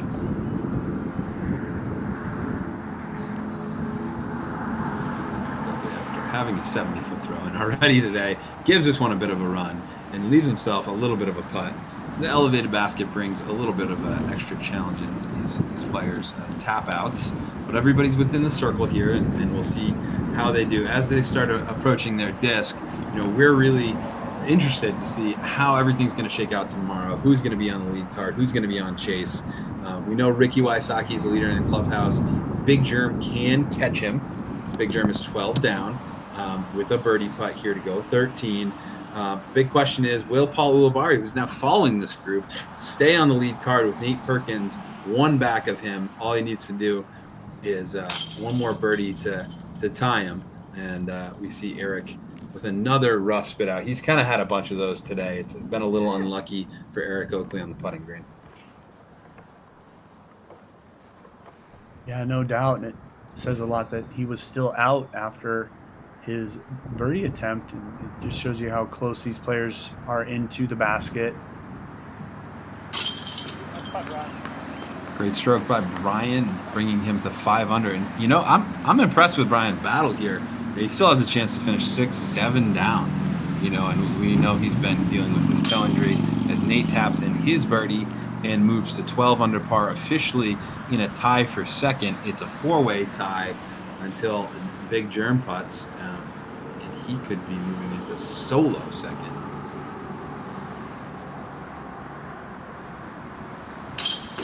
And Germ makes it, and we're going to throw it over to hole 18, where we're going to try to catch the last shot of Paul McBeth as he hits hole 18.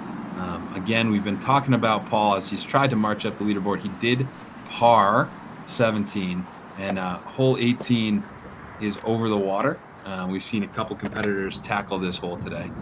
So we'll throw it over there, see if we can catch any looks at hole 18 with Paul. There's Max Nichols. Not sure where that ended up, but here he is, Paul McBeth. He's in a tie for 14th, but only one stroke out of a tie for 9th, and 2 strokes out of a tie for 7th. So it's an eagleable hole. It's pretty clear he's going over it. Oh, yeah, we talked about it earlier. It seems like days ago about the tailwind and how these players can now take an aggressive line. Paul just has to find that line and that distance. This just looks beautiful if it gets down. Oh, and it's down and it's parked. Oh, unbelievable. Fist pump. That's another fist pump from 3-time world champ Nate Doss. And incredible shot by Paul McBeth. It's just what the doctor ordered, because he's in a tie for 14th. If he makes that putt, he cuts his deficit to the first place position in half and jumps into a tie for 7th. Yeah, double digits. Incredible jump if he can make that putt, which, I'm going to put my money on him making. Yeah, our top dogs have shown that double digits is the score today. You want to be at that double digits number, and it must be said that while the Memorial in a way feels like a sprint, and that's that for those guys. Let's head over to 17. Let's do the overview of hole 17, because I think that we really want to let our fans at home see what 17's got in store for our players. We just see now the green there. We'll see in the overview as we fly over. Hole 17 is 530 feet, par 4, massive dogleg to the right. All these trees, this path you're seeing, the players are going to play right up and over that. But they actually just have to play like a hard spiking sidearm or maybe some soft turnover till you get out into here. And out into here, this is when the river and the little inlet off the river comes into play. And there we go. We see the basket. We see how tight this little peninsula is. So this is a par 4. No eagles unless somebody throws in a second shot. But one of those holes, and there's a sidearm. We just see our lead card throwing there. But it's one of those holes that truly is a 2-shot, hole.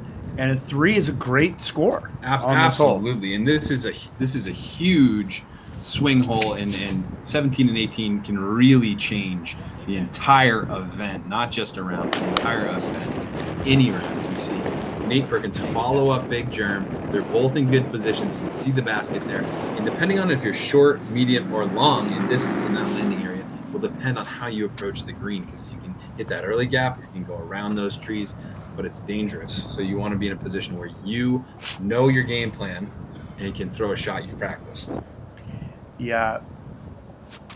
It's got to be said. I know everybody at home is probably like, who is this guy? Just stop talking about the sidearm. But can you imagine if you only had a backhand on a hole like this? I mean, you'd be throwing a turnover with a tailwind and then a turnover into a peninsula. Like, this is a sidearm hole, and we're seeing it. All 4 of our competitors going with that angle of shot. And in a way, it's refreshing. It's crazy to see this much of it. But I really like it. It's nice to see that our top-level competitors, and that brings that sidewalk into play. I think he is safe. If he is safe, that may be the best angle to approach. Yeah. You do not have to deal with the turn, the trees. You will maybe take out the water a little bit more out of play, because if you are short, you may have to hang it out over the water and have it dive back in. That peninsula is surrounded by out of bounds, which makes it very challenging. A couple of years ago, we saw players on the tee trying to spike over right and come down on the peninsula, and that caused some big scores. So I think after a while, people stopped trying it. But look at the lead card marching down the second to last fairway here. Been quite the day, full of action, and we're really just can't wait to see how everything shakes out for tomorrow. I still a lot of things to be decided. Will Big Germ tie Rick Wysocki for the hot round of the day at 14 under? Will he pass him and shoot 15 under par? Nate Perkins is now pushed Paul Ulibarri off the lead card. It's a 3-way tie for third at 12 under par with Matt Dollar. And that's really who we got in the mix. We'll see how Paul McBeth ended up. We're kind of assuming he's just going to tap that in for an eagle. We saw him throw over the water and absolutely park the 18th hole, which is 492 feet. Let's cut it over and see if we can catch Paul tapping in his eagle putt.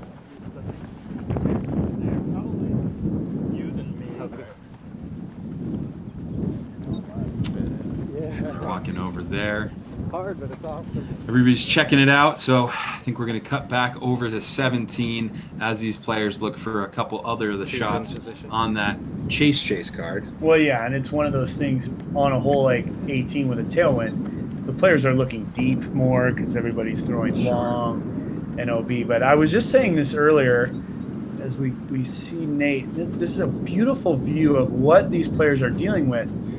But let me tell you, he's looking directly down the OB line. He can use that to guide his eyes and guide his disc and come in, with now a good opportunity. But really, sometimes, again, the top-level players use lines like that. Okay, if I throw right down that line with this stable disc, okay, it's going to come right back and down. Germ is in a little bit more of a precarious position, because he doesn't have a good landmark to use. And so you can see him stepping out, taking a look. He has to pick a mark now in the sky to hit.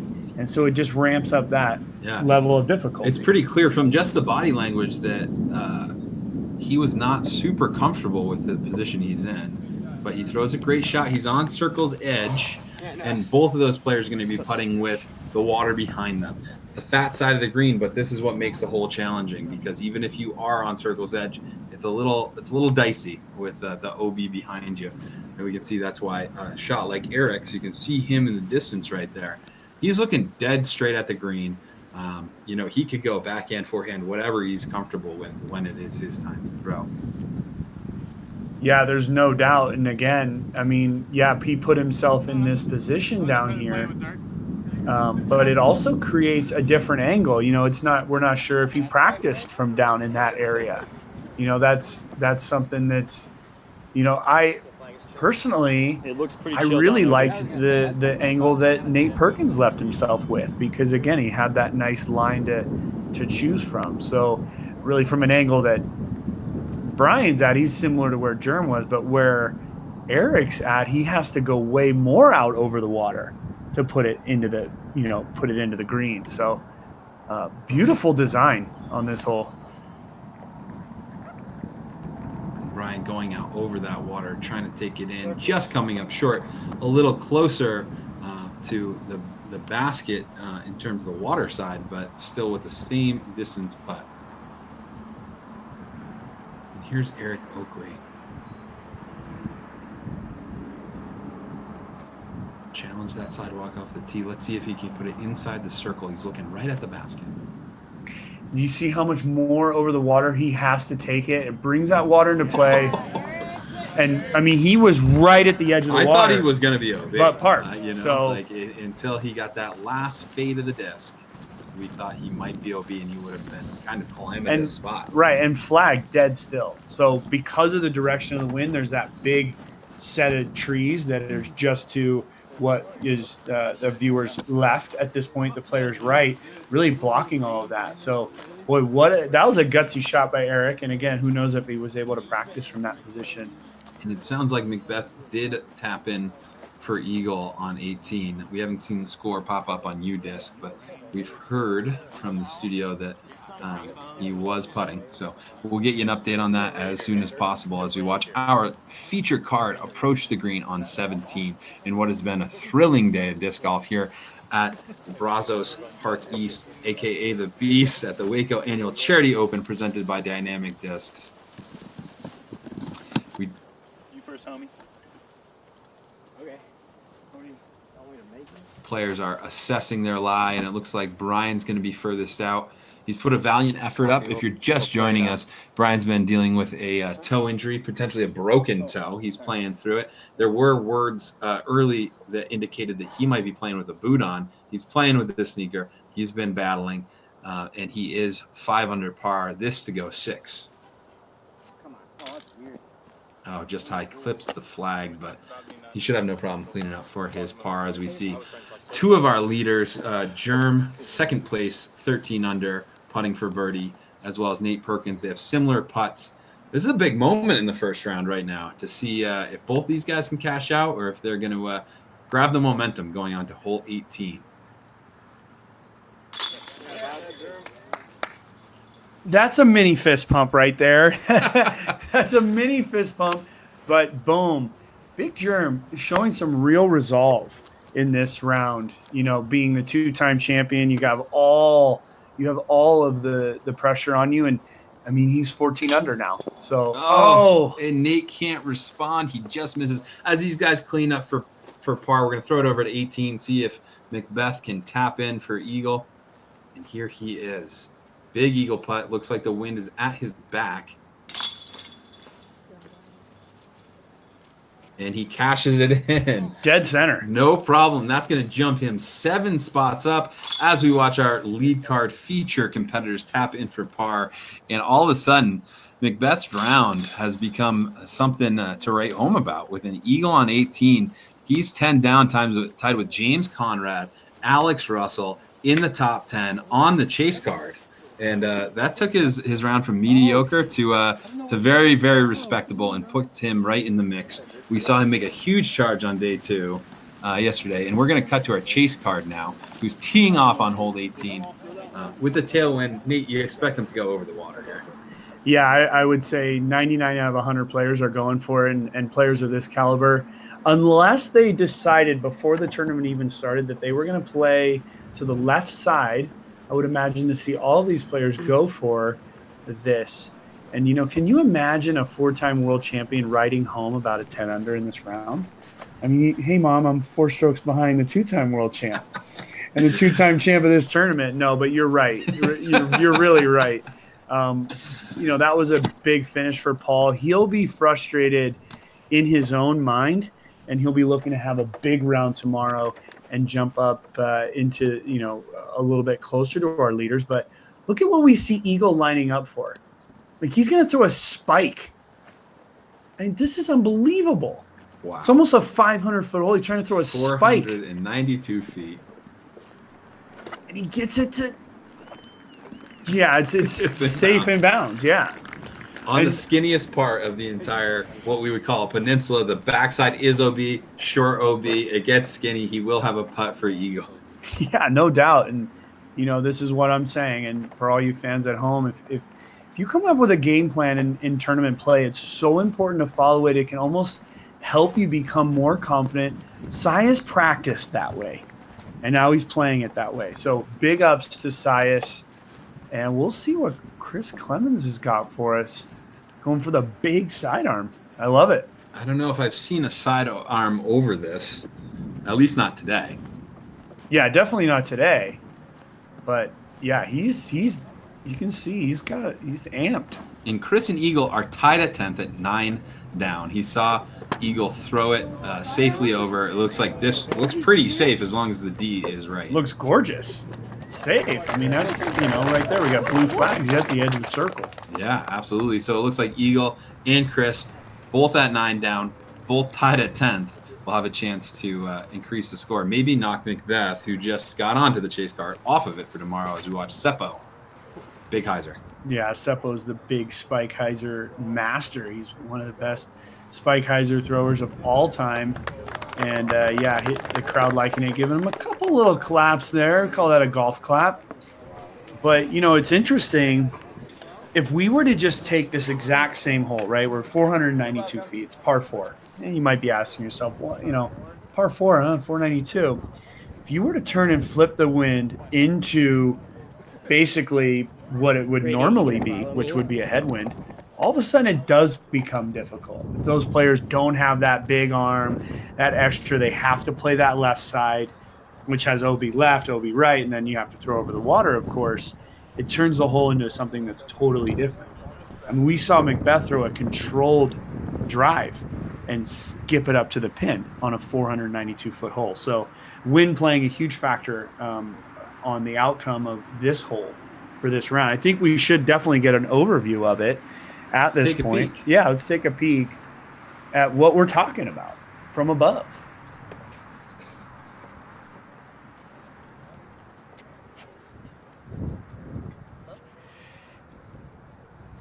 And as we wait for the whole preview to be queued up, these competitors are going to head over to Sias Elmore's layup.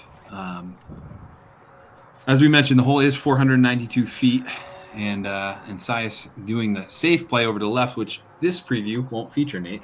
Well, it really won't, but you can see from the map on there, you can see that the players can play over there to the left.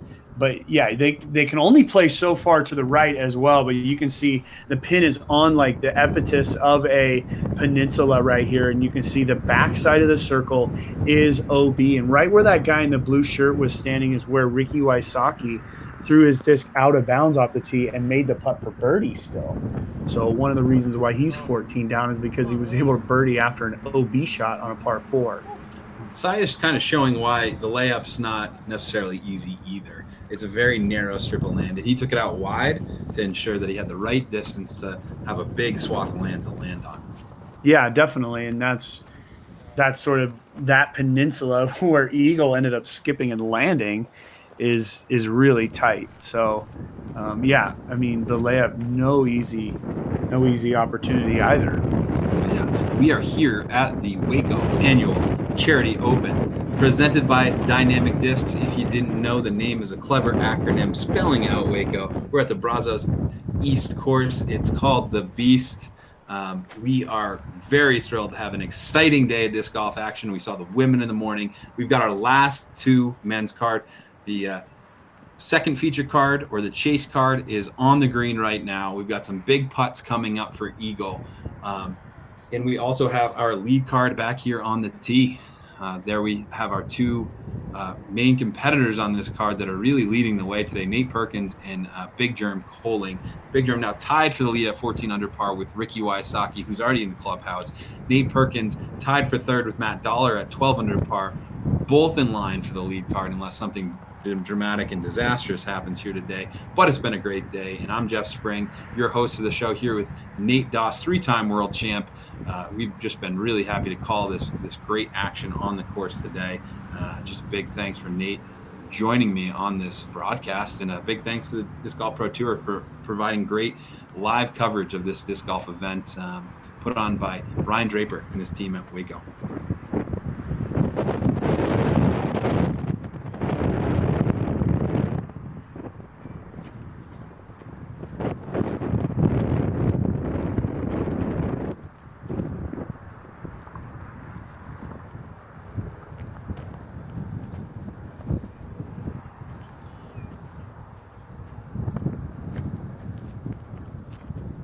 Have eagle for eagle. Oh, and leaving it just a little bit low. We know he wanted that. And I want everybody at home to know that I haven't made the mistake between Eagle and Simon today because they're not in the same group. So, but I think Eagle will have a birdie opportunity there. He was just outside the circle, and he'll be a little bit frustrated internally, but Eagle McMahon still he'll finish most likely at this point at 10 under. And as we were saying, as we were coming up to these last holes, double digits is really the number right now. And so you need to be at double digits, and then we'll see what tomorrow has in store for us as far as wind direction and all kinds of factors. But our lead dogs are really lining up at this point.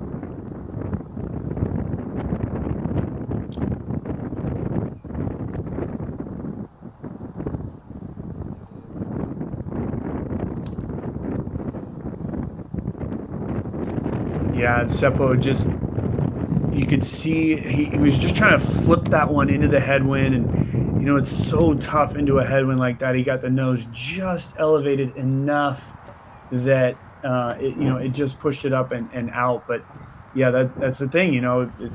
It's a tailwind until you get past the basket, and all of a sudden it's a headwind. So you have that tough putt.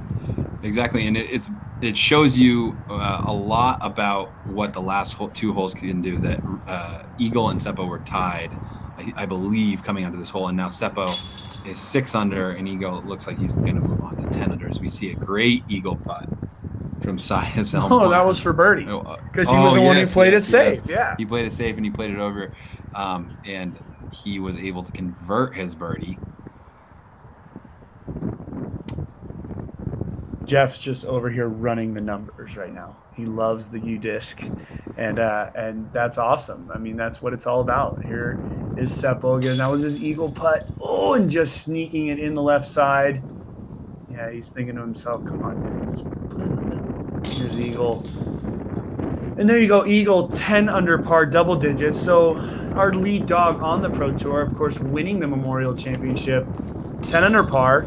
He's not on the lead, but a guy like that is always going to be lurking no matter where he is. Chris Clemens, coming on the air, he was 9 under from when we really caught up to them. Finishes 9 under, so quite a few pars there, but still valiant effort by Chris. And now we'll head back to the tee. I think we should go for a live listen-in on this. What do you think, Jeff? I mean, it's a good one for a live listen-in. Absolutely. Sounds perfect and gives these guys the appreciation of round well played today.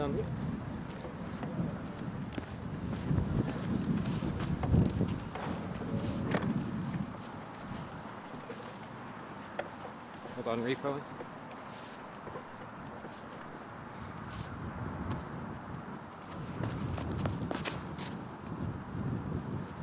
Fade.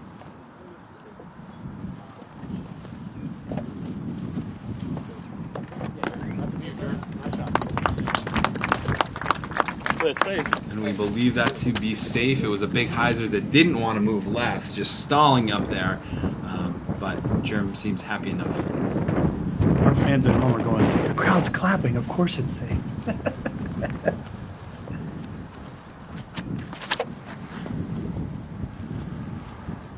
Come on, fade. Go fade. Fade. Skip. We see our catch cam coming on strong there as Erik Oakley with a beautiful shot across the water. Again, stalling out, but you want to be on that right side with the tailwind putt, as we saw our chase card struggle putting into the headwind. And here's that game plan you talked about, Nate.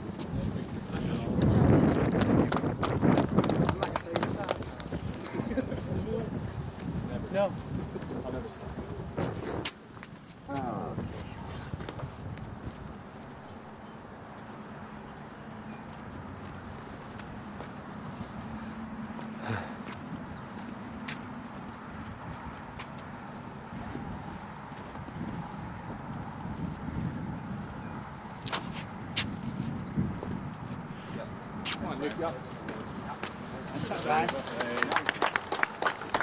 Yeah, and again, a game plan play from Brian. We would totally expect that from Brian, and we actually expected it from Nate Perkins. You know, he played that last year on the lead. You know, I mean, he did that last year and still got his birdie. You know, Big Germ was just a few feet from going out of bounds last year, and so he's got good feelings about that play. So, you know, that's definitely what he's doing, and that's how he's playing this hole. So, yeah, we do love the live listen-ins, though. I like hearing what the crowd and the players' reaction and all that stuff. It's super fun to have that for our fans at home. So I hope everybody enjoys it just as much as we do. And just beautiful views of the course here and the crowd just sort of building around this last group. People hanging out on that wall, enjoying that late afternoon sun. Of course, we just had daylight saving time change, and we all get that late afternoon sun now. So hopefully everybody's cracking out of their winter homes and getting out and playing some disc golf.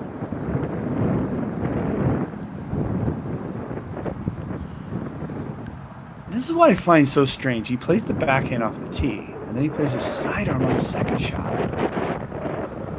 Giving himself the fat side of the green. Oh, it's a wow reverse skip to the pole. So that locks him in third place. Or sorry, it'll move him to solo third. Yeah, so 13 under. And if Big Germ can get his eagle or birdie, we're gonna have 1, 2, 3, Germ, Ricky, Nate. Just